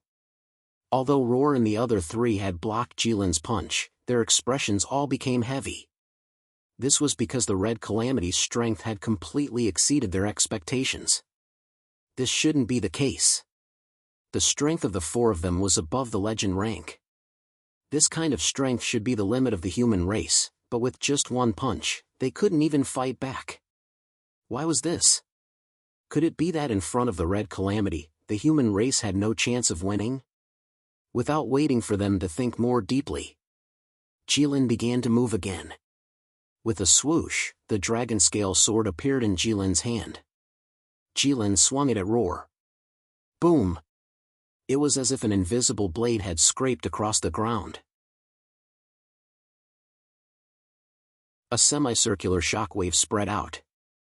In an instant, the 3 people behind Roar were beheaded. With this sword, the hero's strength could only protect himself. Today is New Year's Eve. I wish everyone a happy new year. The magical 2020. Everything bad will pass in the end. I wish everyone a bright future, healthy, and happy life. That's all.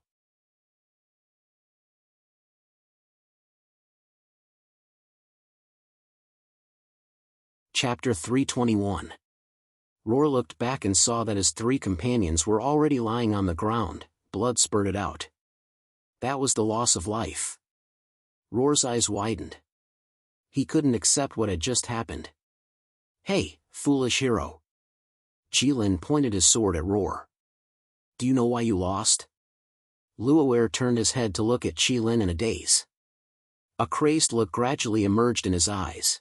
Jilin smiled and said to himself, you should have said that you came to save the princess. Revenge for your grandfather. When you said that, you were destined not to be the main character. What a pity. Go to hell.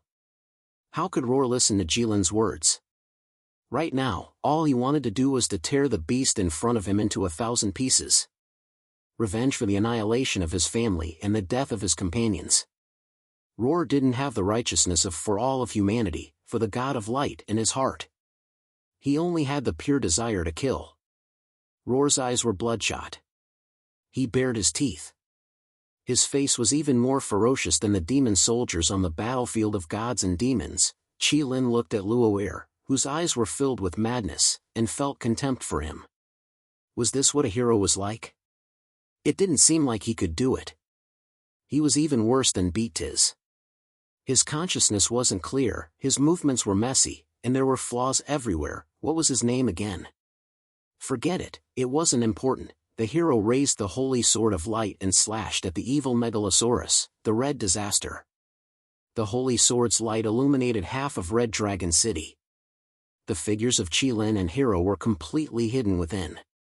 On the 7th floor of Red Dragon Palace, Lisana was carried on Bane's shoulder as they climbed from the 22nd floor to the 7th floor. Only then did the princess, who had fallen into great shock, begin to struggle violently. She seemed to have just come to her senses. Her slender, snow-white legs began to kick as she struggled with all her might. Bane didn't want to bother with her, but it was difficult to carry her like this. Bane had no choice but to put her down. He pressed down on the hood of the cloak so that she couldn't take it off. Let me go! She cried. Princess, there's no one here. No matter how you scream, it's useless. No one will save you. They will only take you down again. Although Bane wanted to say this, now was not the time to joke. Desperate times call for desperate measures, Bane thought to himself. He then took out his black short sword and drew a line across her beautiful neck. "Don't move, or I'll kill you." The princess immediately stopped moving, and the effect was immediate. Bane's voice was as cold as frost, without a trace of emotion, but it was precisely because of this that people felt their hair stand on end. He thought that he was a ruthless person who killed without batting an eyelid. After spending more than a year in the underground terrorist organization of the Red Dragon Society, Bane knew very well how to intimidate the enemy. Baring one's fangs and brandishing one's claws was useless. That was called bluffing. Only people with a frosty face who couldn't be fathomed, but who hit the nail on the head when they spoke were powerful. It's great that she'll be obedient after being intimidated. Bane carried the princess again and continued to walk up to the 7th floor. Bane shuttled through the wheat fields, leaving a long trail behind him. The wheat kept pricking Bane's bare hands and calves, which hurt a little. However, the rich aroma of the wheat fields was very pleasant. He could feel a strong sense of satisfaction after taking a deep breath. The dwarves on the 7th floor watched Bane walk across the wheat fields with a black bag on his shoulder. They were all slightly stunned. But then they shook their heads and continued to take care of the wheat fields. This batch of wheat was about to ripen and could be brewed into ale soon. They couldn't be careless. The 7th floor of Red Dragon City was used by the dwarves to grow wheat. It was clearly underground, but they could still grow wheat. This was a miracle that could only happen when the dwarf race's persistence collided with Qilin's heaven-defying strength. In order to create a natural environment to grow wheat under Red Dragon City, how many high-level spells did Qilin learn and use? Countless precious magic scrolls were the dwarves' treasures. They were all rewards given to the dwarves by the humans. At that time, Qilin took a look and learned them all. Bane felt terrible when he saw them. At the same time, he once again recognized Qilin's strength. Bane looked at the wheat fields underground, the blue sky, and the white sun. He was already comparable to a god. Bane suddenly felt the weight of the princess on his shoulder. Others didn't know, but he knew very well how important the princess was to Qilin. And now he was running away with the princess, and in Qilin's house. If Qilin found out, what would happen to him?